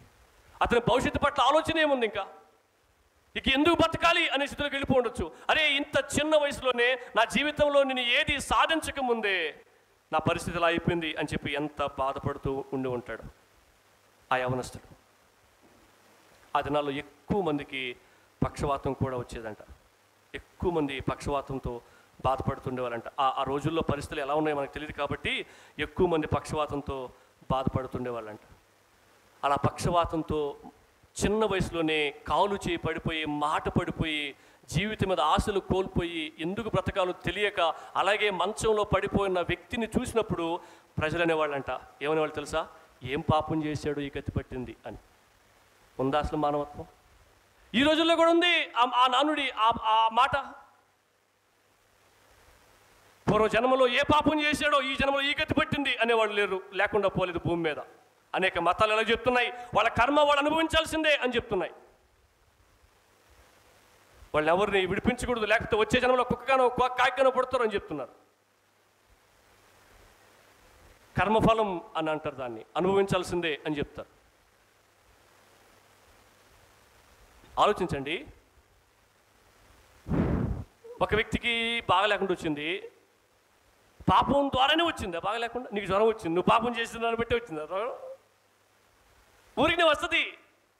ప్రతి సమస్య చేసిన పాపాన్ని బట్టే వస్తుందా? చాలామంది ఇలాగే భావిస్తారు. ఏ ప్రాబ్లం వచ్చినా వాళ్ళు ఏదో చేసి ఉంటారు, అందువల్ల ఎట్ అయింది, వాళ్ళు ఏదో చేసి ఉంటారు, అందువల్ల ఎట్ అయింది అని భావిస్తారు చాలామంది. కానీ బైబిల్ ఏం చెప్తుంది తెలుసా? యోబు స్నేహితులు కూడా, ఆ నలుగురు స్నేహితులు కూడా 42 అధ్యాయాల్లో యోబును కూడా అలాగే నిందించారు. ఏమని తెలుసా? నువ్వు పాపం చేసావు కాబట్టి నీ భార్య బిడ్డలు చచ్చిపోయారు, నీ కుష్ఠరోగం వచ్చింది, ఉన్న ఆస్తిపాస్తులన్నీ పోయినాయి, ఇదిగో దెబ్బలో కూర్చొని చిలపింగితో గీరుకుంటున్నావు, ఎప్పటికైనా నువ్వు పశ్చాత్తాపడి మారు మనసు పొంది దేవుడి క్షమాపణ కోరుకో అని చెప్పారట. శ్రమలు రావడానికి ఒక కారణం పాపం, అది తప్పు కాదు. కానీ పాపమే కారణం కాదని శ్రమలకి. తేడా అర్థమైందా మీకు? నా వాక్యం వినండి. శ్రమలు రావడానికి పాపమే కారణం కాదు. అది యోహాను సువార్త 5వ అధ్యాయం 14 వచ్చిన మనం చూస్తే, పాపం శ్రమలు రావడానికి ఒక కారణమే, కానీ అన్ని శ్రమలకి పాపమే కారణం కాదు. ఒకసారి మీరు ఈ వాక్యం చదవండి. అన్ని శ్రమలకి పాపమే కారణం అని దేవుడు చెప్తున్నాడా? యోహాను సువార్త 9వ అధ్యాయం 2వ వచనం 3వ వచనం చదవండి ఒకసారి. యోహాను సువార్త 9వ అధ్యాయం 2వ వచనం 3వ వచనం. ఆయన శిష్యులు, బోధకుడా, వీడు గుడ్డివాడై పుట్టుటకు ఎవడు పాపం చేసెను అని అడిగారంట. అంటే ఏం చెప్తున్నాడు? వీడు గుడ్డివాడిగా పుట్టడానికి ఎవరు పాపం కారణమయ్యా అని అడిగారంట శిష్యులు. ఎవరిని? దేవుణ్ణి. దేవుడు ఏమన్నాడు చూడండి, వీడా లేకపోతే వీడిని కన్నవరా అంటే వాళ్ళని కన్న తల్లిదండ్రులు కారణమా అంటే చాలామంది అంటారు కదా, అమ్మ నాన్న పాపం చేస్తే బిడ్డలు కుంటోళ్ళుగా గుడ్డోళ్ళుగా పుడతారు, పోలియో వ్యాధితో పుడతారని చెప్తా అంటారు కదా. ఇవాళ అంటున్నారు ఏమని తెలుసా? ఈ పిల్లడు గుడ్డిగా గుడ్డోడిగా పుట్టడానికి ఈడు చేసిన పాపమా? ఎప్పుడు? పూర్వజన్మలో ఈడు చేసిన పాపమా, లేకపోతే వీళ్ళ అమ్మానాన్ని చేసిన పాపమా అని అడిగారంట. ఎవరిని? దేవుణ్ణి. అని ఆయన దేవుని అడగగా ఆయన ఏం చెప్తున్నాడు చూడండి. యేసయ్య ఇలా చెప్తున్నాడు, వీడైనా వీడిని కన్నవారైనా పాపము చేయలేదు అంటే ఏమనర్థం? ఈ పిల్లోడికి గుడ్డి రావడానికి కారణము ఈడు చేసిన పాపాన్ని బట్టి కాదు, వాళ్ళ అమ్మని చేసిన పాపాన్ని బట్టి కాదు. మరి ఎందుకు వచ్చింది పుట్టుగుడ్డి? దేవుని క్రియలు వీని యందు ప్రత్యక్ష పరచబడుటకై వీడు గుడ్డివాడుగా పుట్టెను. కొన్ని నెలల క్రితం బిబు అనే పాస్టర్ గారు హైదరాబాద్ నుంచి ఇక్కడికి వచ్చి గుడ్డివాడు వాక్యం చెప్పాడు. ఎంతో దీవించబడ్డాం. కన్నుల వాళ్ళు చెప్పలేనంత వాక్యం కళ్ళు లేని ఆ పాస్టర్ గారు చెప్పగలడు. అంత గొప్ప సేవకుడు. మరి గుడ్డోడు ఎందుకు పుట్టాడు? మరి వాళ్ళ అమ్మ నేను చేసిన పాపమా, లేకపోతే ఈయన పాస్టర్ కాకముందు పాపం చేశాడన్నా? చూడండి, ఆయన వాక్యం చెప్తున్నప్పుడు ఎంతోమంది సేవకులు సిగ్గుపడతారు. వారిలో నేను కూడా ఉన్నా. ఎందుకు తెలుసా? కళ్ళుండి ఇంతగా వాక్యం నేర్చుకోలేకపోతున్నామే, కళ్ళుండి ఇలా చెప్పలేకపోతున్నామే, కళ్ళుండి ఇలా చేయలేకపోతున్నామే, కళ్ళుండి ఇలా తిరగలేకపోతున్నామే. ఎన్ని స్థలాలకు వెళ్ళి వాక్యం చెప్తాడో అతనంతటా అతను వెళ్ళలేడు. ఎవరో సహాయం లేనిదే అన్ని ప్రాంతాలకు తిరిగి వాక్యం చెప్పలేడు. కళ్ళు లేని సేవకుడు అంత గొప్ప పరిచర్య చేస్తుంటే కళ్ళున్న మనం ఏం చేస్తున్నాం అని పరిశీలన చేసుకోవడం కోసం దేవుడే పెడతాడు. అలా ఒక సేవకుడికి కాళ్ళుండవు, చేతులుండవు, తలకాయి మొండమే ఉంటుంది అంతే, ఇంకేముండవు. ఆయనకి ప్రపంచ నలుమూలకి వెళ్ళి సేవ చేస్తాడు. ఏం నేర్పిస్తున్నాడు? ఆయనను ఆ స్థితిలో ఉండి కూడా మహింపరచొచ్చు. కళ్ళు లేకుండా ఉండి కూడా దేవుని కోసం బ్రతకొచ్చు. మొండెము తల ఉండి కూడా మాత్రమే ఉండి కూడా దేవుని మహిమపరచొచ్చు అని చెప్పి మనకు నేర్పిస్తున్నాడు. ఉన్న మనమేం చేస్తున్నామని వాళ్ళని చూపించి ఆలోచింపచేస్తున్నాడు. అదే దాని అర్థం. ఏం చేస్తుందో తెలుసా? దేవుని క్రియలు వీని యందు ప్రత్యక్ష పరచబడుటకై వీడు గుడ్డివాడుగా పుట్టాడు, కానీ ఈయన చేసిన పాపం మాత్రం కారణం కాదు. ఏమర్థమైంది మీకు? ఆయనకు పక్షవాతం వచ్చిందంటే ఆయన చేసిన పాపం అని మీరు అనుకుంటున్నారా? వాళ్ళ అమ్మా నాన్న చేసిన పాపం అని మీరు అనుకుంటున్నారా?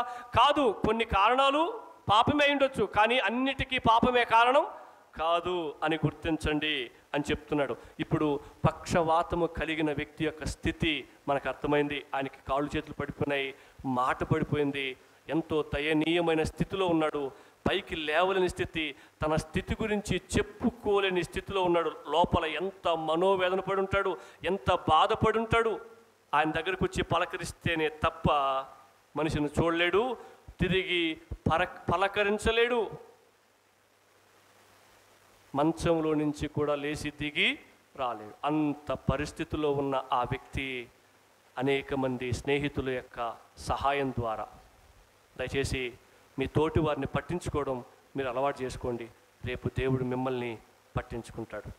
మూడో విషయం మనం చూస్తే, అటువంటి పరిస్థితుల్లో ఆ వ్యక్తి దేవుని దగ్గరికి వచ్చిన తర్వాత దేవుడు ఏం చేస్తున్నాడు చూడండి. 5వ వచనంలో మనం చూద్దాం. దేవుడు ఏం చేస్తున్నాడు చూడండి. అటువంటి పరిస్థితుల్లో ఆ వ్యక్తి వచ్చిన తర్వాత ఏం చేస్తున్నాడు దేవుడు? యేసు వారి విశ్వాసము చూచి, కుమారుడా, నీ పాపములు క్షమించబడి ఉన్నవని పక్షవాతము గలవానితో చెప్పెను.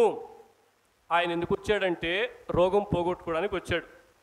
జనాలు ఎందుకు వచ్చారంటే ఎవరొకరు రోగాన్ని పోగొడతాడు చూద్దామని వచ్చారు. రకరకాల ప్రజలు అక్కడ కూర్చొని ఉన్నారని మీకు చెప్పినాను నేను. అయితే ఈయనకు రోగం పోగొట్టబడాలి అన్న ఉద్దేశంతో అక్కడికి వచ్చారు. తీసుకొచ్చిన వాళ్ళకు కూడా అదే ఉద్దేశం, వచ్చి కూర్చున్న వాళ్ళకు కూడా అదే ఉద్దేశం, ఈవెన్ ఈయనకు కూడా అదే ఉద్దేశం. కానీ యేసు ప్రభు అందుకు రాలేదు అని చెప్తున్నాడు. నేను నీ రోగాన్ని పోగొట్టడానికి రాలేదు. ఒకవేళ నీ రోగం పోగొట్టాలి అంటే నేను భూమి మీదకి రావాల్సిన అవసరం లేదు అని అర్థం. యేసయ్య నీ పాపములు క్షమించబడి ఉన్నవి అని చెప్పినప్పుడు మనం నేర్చుకోవాల్సిన పాఠం ఏంటి తెలుసా? అక్కడున్న ప్రజలకు అర్థమవ్వాల్సిన పాఠం ఏంటి తెలుసా? యేసు ప్రభు స్వస్థపరుస్తాడు, అందులో ఎటువంటి సందేహం లేదు. కానీ యేసు ప్రభు స్వస్థపరచడానికి భూమి మీదకి రాలా. యేసు ప్రభు నన్ను స్వస్థపరుస్తాడు అని నమ్మి నేను చర్చికి పోవాల్సిన అవసరం లేదు. స్వస్థత కోసమే చర్చికి పోవాల్సిన అవసరం లేదు. ఎందుకంటే చర్చికి పోతేనే కాదు అందరూ ఆరోగ్యంగా ఉండేది. ఈ ఊర్లో చాలామంది ఆరోగ్యంగా పనిపాటు చేసుకుంటా ఉన్నారు. వాళ్ళందరూ చర్చికి వచ్చి ఆరోగ్యంగా ఉన్నారా? అసలు వాళ్ళకి యేసు ప్రభువే తెలియదు. మరి వాళ్ళకి ఎట్లా వచ్చింది ఆరోగ్యం? దేవుడే ఇచ్చాడు కదా. వాళ్ళు దేవుడిని నమ్మలేదు, మరి సూర్యుడు వాళ్ళ మీద ఎలా ఉదయిస్తున్నాడు? వాళ్ళు దేవుడిని నమ్మలేదు, దేవుడు ఏర్పాటు చేసిన ఆహారం వాళ్ళకి ఎలా అందుతుంది? దేవుడు ఇస్తేనే.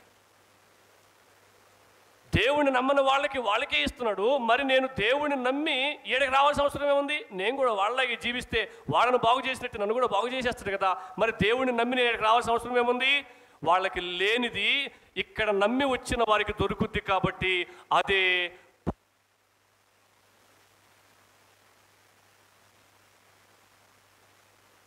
వాళ్ళు పోషించబడతారేమో, వాళ్ళు స్వస్థపరచబడతారేమో, వాళ్ళు విడిపించబడతారేమో, వాళ్ళు సమృద్ధిని చూస్తారేమో, కానీ వాళ్ళకి పాపక్షమాపణ రాదు. ఒకవేళ వాళ్ళు సంపూర్ణ ఆరోగ్యంగా ఉన్నా వాళ్ళు ఒకరోజు ఎక్కడ ఉండబోతున్నారు? ధనవంతుడు అని చదివాం. వాడికి ఏం, వాడు నీళ్ళు తాకుండా ఎప్పుడు బ్యాని తాగి బతికేమో, కానీ రేపు నరకంలో ఉండి ఏం చేస్తున్నాడంట? ఒక్క నీటి బొట్టు కోసం అంగలారుస్తున్నాడు. అంగిల్తో గోడు ఎండిపోయింది ఆయనకి. ఎందుకు వచ్చింది ఆ పరిస్థితి? భూమి మీద ఆరోగ్యవంతునిగా బతికుండొచ్చు, భూమి మీద ధన సమృద్ధి చేత బతికుండొచ్చు, భూమి మీద ఆయనకు అన్నీ ఉండొచ్చు, కానీ ఆ ఇన్ని కూడా అతన్ని పరలోక రాజ్యానికి చేర్చవు. ఇప్పుడు నువ్వు అర్థం చేసుకోవాల్సిన విషయం ఏంటి తెలుసా? నేను యేసునొద్దకు ఎందుకు వెళ్ళాలి అని పరిశీలన చేసుకోవాలి. అలా నువ్వు పరిశీలన చేసుకుంటే చర్చిలో పాస్టర్ చెప్పే వాక్యం స్వస్థతల గురించి చెప్తున్నాడా, అద్భుతాల గురించి చెప్తున్నాడా, మహత్కార్యాల గురించి చెప్తున్నాడా, సూచక్రియల గురించి చెప్తున్నాడా, జిమ్మికులు మ్యాజిక్లు చేసే ప్రయత్నం చేస్తున్నాడా? అవి కాదు పాస్టర్ గారు, మాకు కావాల్సింది వాక్యం చెప్పు అని చెప్పగలవు నువ్వు. మరి వాక్యం ఏనంటారా స్వామి? వాక్యం చెప్తారా? వాక్యమే చెప్పని చెప్పాడు దేవుడు. వాక్యం కోసం చర్చికి రండి అంటే నాకు అవి కాదు, అరిపించాలా, దొర్లిచ్చాలా? గలబా చేయించాలా? అవన్నీ కాదని బైబిల్ చెప్తుంది. ఎవరిచ్చారు మనకు అధికారం అవన్నీ చేయమని చెప్పి? ఇయ్యట్లే మనకు అధికారం దేవుడు. ఈయనప్పుడు ఏం చేస్తాం? ఎందుకు చేస్తాం మనం? మన ఇళ్ళు అయితే మనం తాగినా, కింద కూర్చున్నా, కుర్చీలో కూర్చున్నా, మనసు మీద పడుకున్నా, టీవీ ఎవడు అడగడు. ఎందుకంటే మన ఇల్లు కాబట్టి. ఇది దేవుని ఇల్లు, దేవుని వాక్యం ఉంది, దేవుని ఆజ్ఞ ప్రకారం నడవాల్సిందే. అలాంటప్పుడు దేవుడు చెప్పింది కదా చేయాల్సింది. నేను చెప్పింది చేయడానికి లేదు, నువ్వు అనుకుని చేయడానికి లేదు. దేవుడు వాక్యాన్ని ఇచ్చాడు. నువ్వైనా నేనైనా వాక్యం చెప్పినట్లు చేయాలి. వాక్యం చెప్తున్నాడని మీరే చదివారు. ఆయన తన పరిస్థితి ఎంత ఘోరంగా ఉన్నా దానంతటిని పక్కన పెట్టి, కుమారుడా నీ పాపములు క్షమించబడి ఉన్నాయని చెప్పి మీరే చదివారు. దేన్ని టార్గెట్ చేస్తున్నాడు దేవుడు? స్వస్థపరచబడడం గురించి కాదు. నేను చాలాసార్లు చెప్పిన మీకు ఈ మాట గుర్తుపెట్టుకోండి. ఒకవేళ దేవుడు ఆ పక్షవాతం కలిగిన వ్యక్తిని స్వస్థపరచకుండా నీ పాపములు క్షమించబడి ఉన్నాయి అని చెప్తే, వాడు మంచం మీద అలాగే ఇంటికి వెళ్ళి మంచం మీదే పండుకుంటాడేమో అనుకుందాం. చచ్చిపోయేంత వరకు. వాడు చచ్చిపోయి ఆడికి వెళ్తాడు, పరలోకానికి వెళ్తాడు. ఎందుకు వెళ్ళాడు? పాపాలు క్షమించబడ్డాయి కాబట్టి. పరలోకంలో ఈ పక్షవాతం శరీరం ఉండదు. సంతోషం, హ్యాపీగా బతికేస్తాడు యుగ యుగాలు. అలాగే ఒకవేళ వాడు పాపక్షమాపణ పొందుకోకుండా పక్షవాతం పోయిందనుకో, కాళ్ళు చేయి బాగొచ్చేసేయి, మాట వచ్చేసింది, వెంటనే ఆ వ్యక్తి అక్కడే లేచి అందరి ముందు ఇంటికి వెళ్ళిపోయాడు అనుకోండి. ఒకవేళ వాడికి తాగే అలవాటు ఉంటే, దేవునికి దూరంగా బతికే అలవాటు ఉంటే, పాపంలో జీవించే అలవాటు ఉంటే, దేవుడికి వెళ్ళాల్సిన అవసరం లేదు అన్న ఆలోచన ఉంటే, వాడు ఇంకెప్పటికీ దేవుడికి రాడు. అతని పాపము క్షమించబడదు. ఎప్పటికో ఒకసారి నమ్ముకున్నాడైనా చచ్చిపోతాడు, నమ్ముకోనోడైనా చచ్చిపోతాడు. నమ్ముకోకుండా చచ్చిపోతే ఆడికి వెళ్తాడు.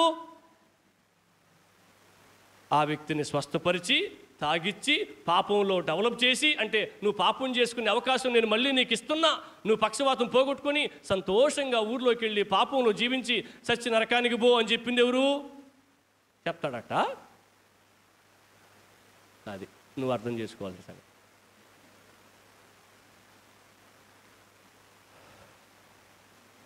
ప్రజలకి శాశ్వతమైన పరిష్కారం అవసరంలే, తాత్కాలిక ఉపశమనం చాలు. అది సమస్య. గుర్తుపెట్టుకోండి మీరు ఈ మాట. ప్రజలకి పర్మనెంట్ సొల్యూషన్ అవసరంలే, టెంపరీ సొల్యూషన్ చాలు. అప్పటికప్పటికి అయిపోయి చాలు, మిగతా రేపుడు దేవుడు ఎరుగు అనేవాళ్ళు చాలామంది ఉన్నారు. రేపుడు సంగతి రేపు, ఇప్పుడు సంగతి చూడాలి ముందు అనేవాళ్ళు చాలామంది ఉన్నారు. దేవుడు ఏం చెప్తున్నాడు? నువ్వు పక్షవాతంతో వచ్చినా నా పని మార్చను అని చెప్తున్నాడు. నీకు ఏ సమస్యతో వచ్చినా నా పని మార్చను. నువ్వు ఏ ఇబ్బందితో, నువ్వు ఏ అడగదామని నన్ను నమ్మి వచ్చినా, మీరు గుర్తుపెట్టుకోండి, 99% 99% ప్రపంచంలో ఉన్న సంఘాలన్నిటిలో ఉన్న ప్రజలందరూ కూడా ఆయన ఏదో చేస్తాడు, ఏదో ఇస్తాడు అన్న ఉద్దేశంతో వచ్చినోళ్ళే.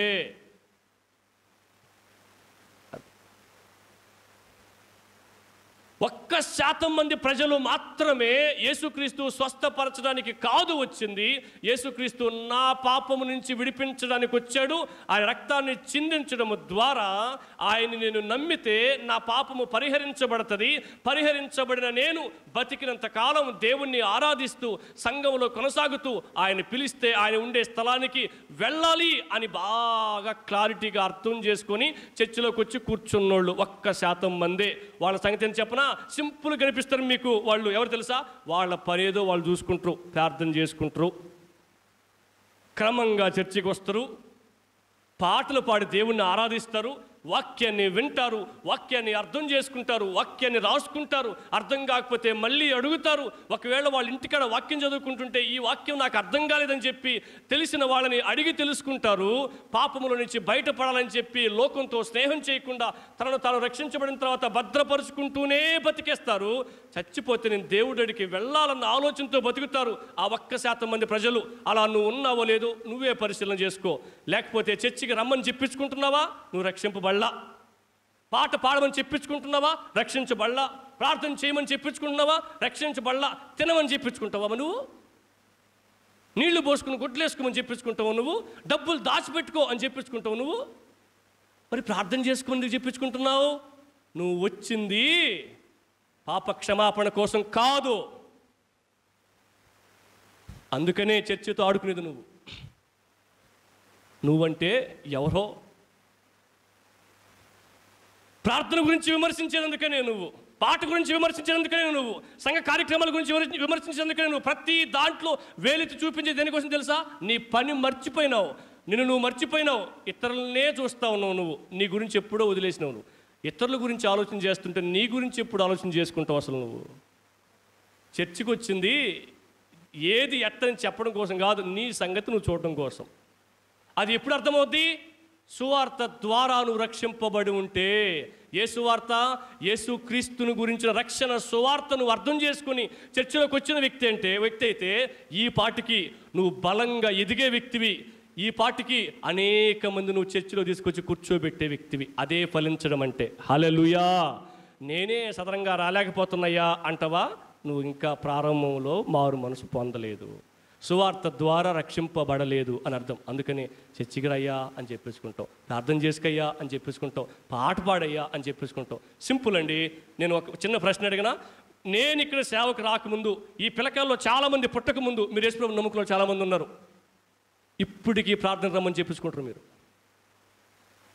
ఇప్పటికీ ప్రార్థన చేయని చెప్పించుకుంటారు. ఇప్పటికీ ప్రార్థన రాదు అని చెప్పుకుంటూ తిరిగే వాళ్ళు ఉన్నారు. ఎందుకు వచ్చినావు అన్ని సంవత్సరాల నుంచి? నువ్వు ఏం సాధించినావు అన్ని సంవత్సరాలు? ఈ గ్రామంలో నేను హిందువుని కాదు, నేను ముస్లింని కాదు, నేను క్రైస్తవుని అని చెప్పుకోవడం తప్ప నీకు ఏ ప్రయోజనం లేదు. ఆ పేరు తప్ప ఇంక ఏ లాభం లేదు నీకు. ప్రార్థన చేసుకోకుండా క్రైస్తవుడు ఎట్ట అవుతావు అసలు? నువ్వు పాట పాడకుండా, దేవుని స్తుతులు చెల్లించకుండా, దేవుని ఆరాధించకుండా క్రైస్తవుడు ఎట్ట అవుతావు? నువ్వైంది నేనైనా. సంఘానికి సరిగా రాకుండా క్రైస్తవులు ఎట్ట అవుతాం మనం? సంఘ సహవాసంలో కొనసాగకుండా, లోకస్తులంగా కాకుండా సంఘ సహవాసంలో కొనసాగకుండా క్రైస్తవులు ఎట్ట అవుతాం మనం? ఆలోచించేయండి. ఆయన రోగంతో వస్తే యేసుక్రీస్తు మాత్రం ఆయన ఏం చేస్తాడని తెలుసా? రోగం కాదు నీకు పోవాల్సింది, నీలో ఉన్న పాపం పోవాల్సింది అని చెప్తా ఉన్నాడు. ఒక డాక్టర్ గారు ఇలా చెప్పాడంట.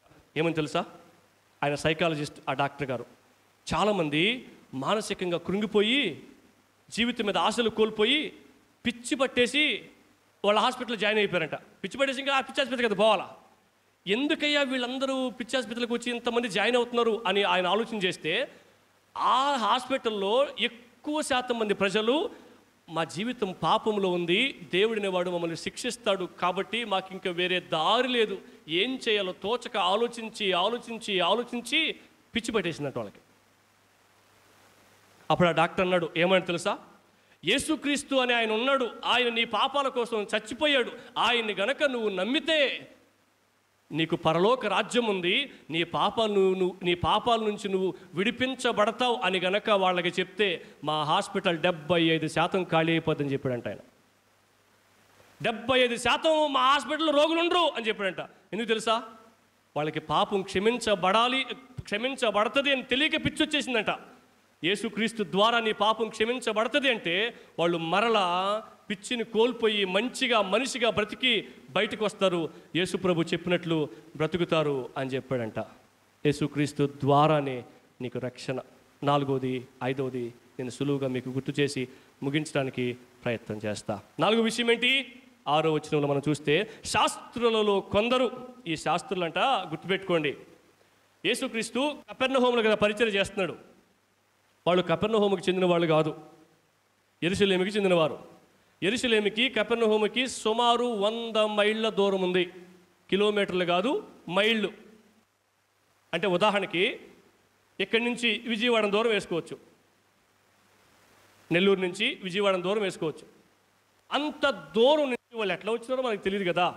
అంత దూరం ప్రయాణం చేసి వాళ్ళు వచ్చింది దేనికోసం తెలుసా? ఏలెత్తి చూపించడం కోసం. అందుక నువ్వు దేవుడి దగ్గరికి రావాల్సింది. కంప్లైంట్ చేయడం కోసం రావాలా? వాళ్ళెట్లా వీళ్ళెట్లా చెప్పడం కోసం రావాలా? వాళ్ళ జీవితం వాళ్ళ సంగతి, నీ సంగతి ఏంటి మరి? వీళ్ళు కేవలం మీకు తెలుసా, వచ్చి జనాల్లో ఏం తెలియని వాళ్ళలాగా గుర్చేసుకున్నారంట వాళ్ళు. మీరు 2వ వచనం చదివినారు. వాళ్ళు ఎక్కడో బయట గేట్ అవతల లేరు, జనాల్లోనే కూర్చోన్నారంట వాళ్ళు. జనాల్లో కూర్చోన్నారు, ఆ పైకప్పు ఇప్పేది చూస్తున్నారు, మంచాన్ని దించేది చూస్తున్నారు, యేసుప్రభు నీ పాపాలు క్షమించబడి ఉన్నాయని చెప్పేది వింటున్నారు. వినిన వెంటనే దొరికాడ్రా అని చెప్పి వెంటనే రియాక్ట్ అవుతున్నారు. ఏమని? దేవుడు ఒక్కడే కదా పాపాలు క్షమించాల్సింది, ఈయనేంది నీ పాపాలు క్షమించబడి అని చెప్తున్నాడు, దేవదూషణ చేస్తున్నాడు ఈయన అని లోపల అనుకున్నారంట. ఇంకా బయట పెడతారు కొన్ని రోజుల తర్వాత. వాళ్లే కదా ఆ బండిపోటు దొంగైన బరబ్బాని విడిచిపెట్టి యేసుని సిలువేయండి అని చెప్పింది వీళ్ళే, ఏడు కూర్చున్నోళ్లే. ఆడేమో ఓపెన్ అయిపోయారు, ఏడేమో ప్రస్తుతానికి ఓపెన్ కాల. టెస్ట్ చేస్తున్నారు యేసుప్రభుని. ఏడా అదే ఉద్దేశం, పిలాతు గవర్నర్ ఎదుట కూడా అదే ఉద్దేశం. వీళ్ళకి యేసుప్రభు కాదు కావాల్సింది, ఏదో ఒక కంప్లైంట్స్ వారికి కావాలి. వాళ్ళు చెప్పిన మాట వాస్తవమే. ఏంటి? దేవుడు ఒక్కడే కదా పాపాలు క్షమించేది అని తెలుసు వాళ్ళకి. చాలా గొప్ప సంగతి. అర్థమవుతుందా? క్రైస్తవ సంఘ చరిత్ర మనం చూస్తే చాలామంది పాప పరిహార పత్రాలు రిలీజ్ చేసి నీ పేరు రాసి, నువ్వు చేసిన పాపమేంటి రాసి, నువ్వు ఎంత కానుకిస్తావో రాసేసి ఆ కానుక ఎత్తుకుపోయి ఆ పాస్టర్ చేతిలో పెడితే నీ పాపాలు క్షమించబడి ఉన్నాయి, నేను చెప్తాను దేవుడికి, నేను రికమెండ్ చేస్తా, నువ్వు వెళ్ళిపోయి పాపం చేసుకో అని చెప్పేవాళ్ళంట. అది ఇంకా ఘోరం. పాపం వీళ్ళు నయం. ఏం చేశారు తెలుసు వాళ్ళు? దేవుడు కదా పాపాలు క్షమించాల్సింది, మనుషులు కాదు కదా, మరి ఈయన ఎందుకు క్షమిస్తున్నాడు అని అడిగారు వాళ్ళు. ఆయన చేసిన అద్భుతం పోయేసింది, ఆయన చెప్పిన సువార్త పోయేసింది, ఆయన నీ పాపాలు క్షమించబడి ఉన్నాయి అని చెప్పాడు. అంత ఘోరమైన స్థితిలో బ్రతుకుతున్న వ్యక్తిని బాగు చేస్తే అదంతా పోయేసింది. అప్పటికైనా ఆలోచన చేయాలి కదా, అరే ఏ మనిషి కూడా ఇంత గొప్ప అద్భుతం చేయలేదే, ఈయన చేయగలుగుతున్నాడు, ఈయనలో ఏదో ప్రత్యేకత ఉంది, అసలు ఈయన ఎవరు అని ఎంక్వైరీ చేయాలి కదా. ఏం లేదు, వాళ్ళకి కావాల్సింది ఒకటే, ఏం తెలుసా? ఏదో ఒక బుర్ర తీసుకుని నెత్తిన జల్లేయడమే.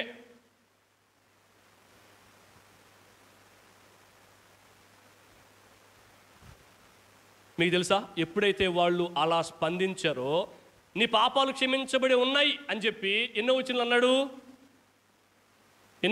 చూడండి బైబిల్ చూడండి. ఎన్నో వచనాలు అన్నాడు? 5. అవునా? యేసు వారి విశ్వాసం చూసి, కుమారుడా నీ పాపాలు క్షమించబడి ఉన్నాయి అని చెప్పి పక్షవాయువులను వారితో చెప్పాడు. అప్పుడే బాగు చేసేవచ్చు కదా, అప్పుడే బాగు చేయలేడా? బాగు చేయగలడు. మరి వీళ్ళు స్పందించారు. ఏమని స్పందించారు? ఈయన ఎందుకు ఇట్లా చెప్తున్నాడు, దేవదోషం చేస్తున్నాడే, దేవుడు ఒక్కడే కదా క్షమించడానికి అర్హుడు, మరి ఈయన ఎందుకు ఇలా చేస్తున్నాడని చెప్పి ఆలోచన చేస్తూ ఉన్నప్పుడు వెంటనే వారు తమలో తాము ఇలాగూ ఆలోచించుకున్నట యేసు వెంటనే తన ఆత్మలో తెలుసుకుని ఏమంటున్నాడు? మీరు ఇలాంటి సంగతులు మీ హృదయంలో ఎందుకు ఆలోచిస్తున్నారు? అసలు ఎందుకు రావాలి నువ్వు? అసలు ఏం వింటున్నావు, ఏం ఆలోచన చేస్తున్నావు, పోత ఏం చెప్పుకుంటూ వెళ్తున్నావు? అదే అర్థం. మీరు ఎందుకై ఇలా ఆలోచిస్తున్నారని చెప్తున్నాడు ఆయన. నేను జరిగించిన కార్యం ఏంటి, మీరు ఆలోచించే ఆలోచనలు ఏంటి అని చెప్తూ ఏమన్నాడు తెలుసా? పక్షవాయువు కలిగిన వ్యక్తి వైపు తిరిగాడు. ఎందుకు తెలుసా? ఆయన స్వస్థకార్యం మళ్ళీ చేశాడు. ఆయన దేవుడు అని వీళ్ళు గుర్తించడం కోసం. పక్షవాయువు కలిగిన వ్యక్తితో తిరిగి ఏం చేస్తాడో తెలుసా? నీ పాపాలు క్షమించబడి ఉన్నవని చెప్పడం నీకు సులభమా, నీకు ముఖ్యమా, నీకు లాభమా, లేకపోతే నువ్వు లేచి నీ పరిపెత్తుకు నడవమని చెప్పడం నీకు లాభమా? ఏదయ్యా నీకు చేసే మేలు అని అడుగుతూ ఏమన్నాడు తెలుసా? 10వ వచనంలో, అయితే పాపములు క్షమించుటకు భూమి మీద మనుష్య కుమారునికి అధికారము కలదని మీరు తెలుసుకోవాలని వారితో చెప్పి. ఏం చెప్తున్నాడు? పాపాలు క్షమించబడ్డానికి మనుష్య కుమారుడి కంటే ఈయన యేసేపు మరియమ్మ కూడా కాదు, ఈయన దేవుడు పంపిన దేవుని కుమారుడు అని గుర్తించడం కోసం వాళ్ళకి పాపాన్ని క్షమించే అధికారం నాకుంది అని మీరు తెలుసుకోవడం కోసం ఏం చేశాడు తెలుసా? పక్షవాయువు కలిగిన వ్యక్తిని స్వస్థపరిచాడు. హల్లెలూయా. లేకపోతే నీ పాపాలు క్షమించబడి ఉన్నాయని చెప్పినప్పుడే స్వస్థపరిచేసేవాడు. అప్పుడు స్వస్థపరచలా. వీళ్ళు అనుకున్నప్పుడు వెంటనే స్పందించాడు ఆయన. స్పందించి ఏం చెప్తున్నాడు? మనిషి కుమారుడికి అధికారం ఉంది అని తెలుసుకోండి మీరు అంటున్నాడు. తర్వాత ఏం చేస్తాను తెలుసా? పక్షవాయువు గలగ వారిని చూచి నువ్వు లేచి నీ పరిపెత్తుకొని ఇంటికి పొమ్మని నీతో చెప్పుచున్నాను అనెను. ఆగండి, నిన్ను కాకపోతే ఇంకెవరిని స్వస్థపరుస్తాడు దేవుడు? ఆయన పోలిక నువ్వు. నీకోసం ప్రాణం పెట్టేంత ప్రేమ ఉంది ఆయనకి. నీ రోగాన్ని నయం చేయలేడా? సమస్య ఏంటంటే ఆలోచించండి,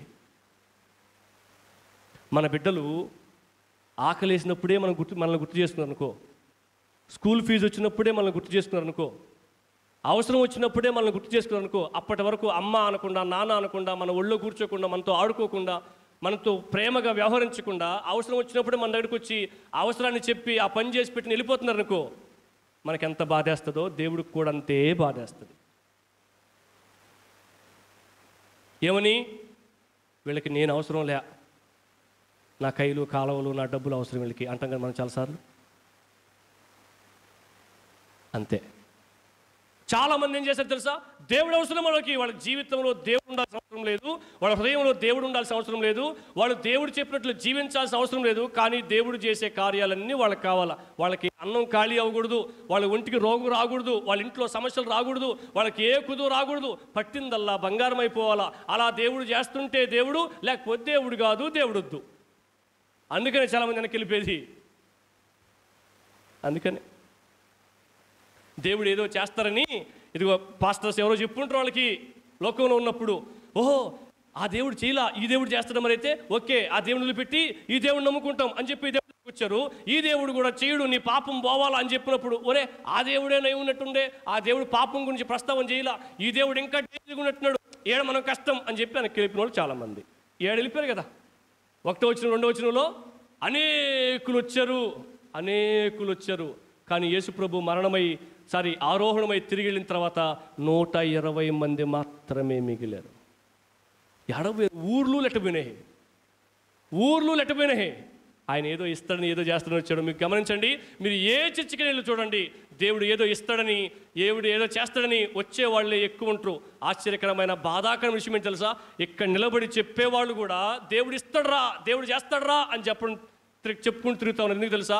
అలా చెప్తేనే నువ్వు వస్తావు కాబట్టి, నువ్వు వస్తేనే వాళ్ళ పని అవుతుంది కాబట్టి. అది మోసం. గొర్రె కషాయుడిని నమ్మినట్టు అబద్ధాలు చెప్పేవాళ్ళని నమ్ముతావు నువ్వు. సత్యవాక్యాన్ని ఉన్నట్టుగా వివరించి చెప్పేవాళ్ళంటే మనకు నమ్మకంలే. అలా భ్రమ పెట్టే మాటలంటే మనం మోసపోయి నమ్ముతాం. దేవుడు ఉన్నాడు అని భావిస్తాం. దేవుడు ఏం చెప్తున్నా తెలుసా? నీ రోగం పోవడం కాదు ముఖ్యం, నీ అవసరం తీర్చబడడం కాదు ముఖ్యం. నీకు అత్యంత ప్రధానమైనది ఏంటంటే నీ జీవితంలో ఉన్న పాపం పోవడం నీకు ముఖ్యం అని చెప్పి సందర్భం గుర్తు చేస్తాం మనకు. 5వ విషయం చూడండి. తక్షణమే వాడు లేచి పరుపెత్తుకొని వారందరి ఎదుట నడిచిపోయాడు. తక్షణమే. ఈ రోజుల్లో స్వస్థత వరము కలిగిన దైవజనులు, దాని గురించి కూడా మాట్లాడుకోవాలి మనం. ఏ వరం? స్వస్థత వరం. తక్షణమే బాగు చేసిన వాళ్ళు ఉన్నారా? నన్ను తీసుకుపోండి, చూపించండి నాకు. నన్ను తీసుకుపోండి, మీరు ఎక్కడ తీసుకుపోతారు తీసుకుపోండి. తక్షణమే బాగు చేసిన వారు అక్కడికక్కడికి. ఉదాహరణకి ఈమెకి ఏదో బాగాలేదు, ఈమె వచ్చింది, నేను ప్రార్థన చేసిన వెంటనే తక్షణమే అక్కడికక్కడికే ఆమెన్ అనిన వెంటనే ఇంటికి పోయి కూడా ఎంక్వైరీ చేసుకోవాలా, డాక్టర్ కాడికి పోయి కూడా చెక్ చేసుకోవాలా. అక్కడికక్కడికే బాగుపడిన వాళ్ళు ఒక్కరున్నారు, చూపించండి.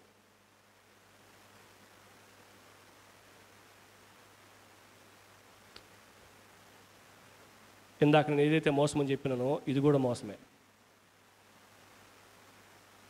ఎందుకు తెలుసా? అక్కడికి రండి, అక్కడ బాగవుతారు. 6 వారాలు రండి, బాగవుతారు. 3 వారాలు అన్నం తినకుండా రండి, బాగవుతారు. నేను అక్కడికి వస్తే యాప్లికాయ ఇస్తా, అది తింటే మీకు పిల్లలు పుడతారు. ఆ పిచ్చి మాటలే నమ్ముతావు నువ్వు. అదే మోసం. యేసు ప్రభు బాగు చేస్తే అక్కడికక్కడికే బాగైపోయింది. యాప్లికాయ తినమని చెప్పలేదు దేవుడు. యాప్లికాయ పని దేవుడు గర్భఫలం కలుగును కాకంటే అక్కడికక్కడికే నీ కడుపులో బిడ్డ పుట్టేస్తాడంతే, కడుపులో బిడ్డ పెరుగుతాడంతే, నీకు తెలుస్తుంది. యాప్లికాయ ద్వారా నీ పిచ్చి కాకపోతే. చేపలు పట్టేవాడికి చేప ఏ ఎరేస్తే పడుతుందో తెలుసు, అందుకనే ఆ ఎరేస్తాడు. నువ్వు దేనికి పడిపోతావో, దేనికి యేసు ప్రభు దగ్గరికి వస్తావో సాతానుడికి బాగా తెలుసు. ఆ ఎరేసి నిన్ను పడతాడు. అదే సంగతి. దేవుడే స్వస్థపరుస్తాడండి, ఏ మనిషి కాదు, ఏ పాస్టర్ కాదు, నేను కూడా కాదు. నిన్నైనా నన్నైనా స్వస్థపరిచే దేవుడు. దేవుడు తన శక్తిని, దేవుడు తన మహిమను ఎవరికి ఇవ్వడు, ఆదిమ సంఘ అపోస్తులకు తప్ప. అది వాళ్ళకి కేటాయించాడు.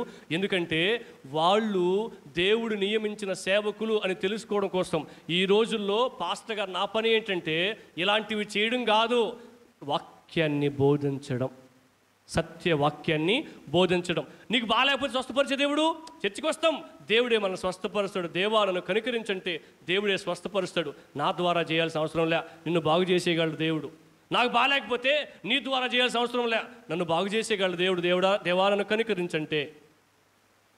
వాక్యం తెలిసిన వ్యక్తి మాత్రమే ఇవి ఆలోచన చేయగలరు. చూడండి, తక్షణమే వాడు లేచి పరుపెత్తుకొని వారందరి ఎదుట నడిచిపోయెను గనుక వారందరూ విభ్రాంతి నొందారు. విభ్రాంతి నొందడం అంటే అర్థమని తెలుసా? కళ్ళు తిరిగి పడిపోయారంట.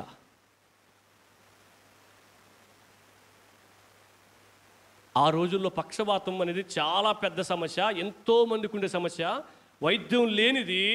అటువంటి పరిస్థితుల్లో ఒక వ్యక్తి మంచంలో నుంచి తీసుకురాబడితే, సందు లేకుండా ఉంటే పైకప్పు మీద దిస్తే లేచి నీ పరిపెత్తుకుని నడవమని చెప్తే వీడు యేసుప్రభు ముట్టకుండా వీడు లేచి పరిపెత్తుకుని వెళ్ళిపోతుంటే వాళ్ళకి ఏం అర్థం కాలేదంట.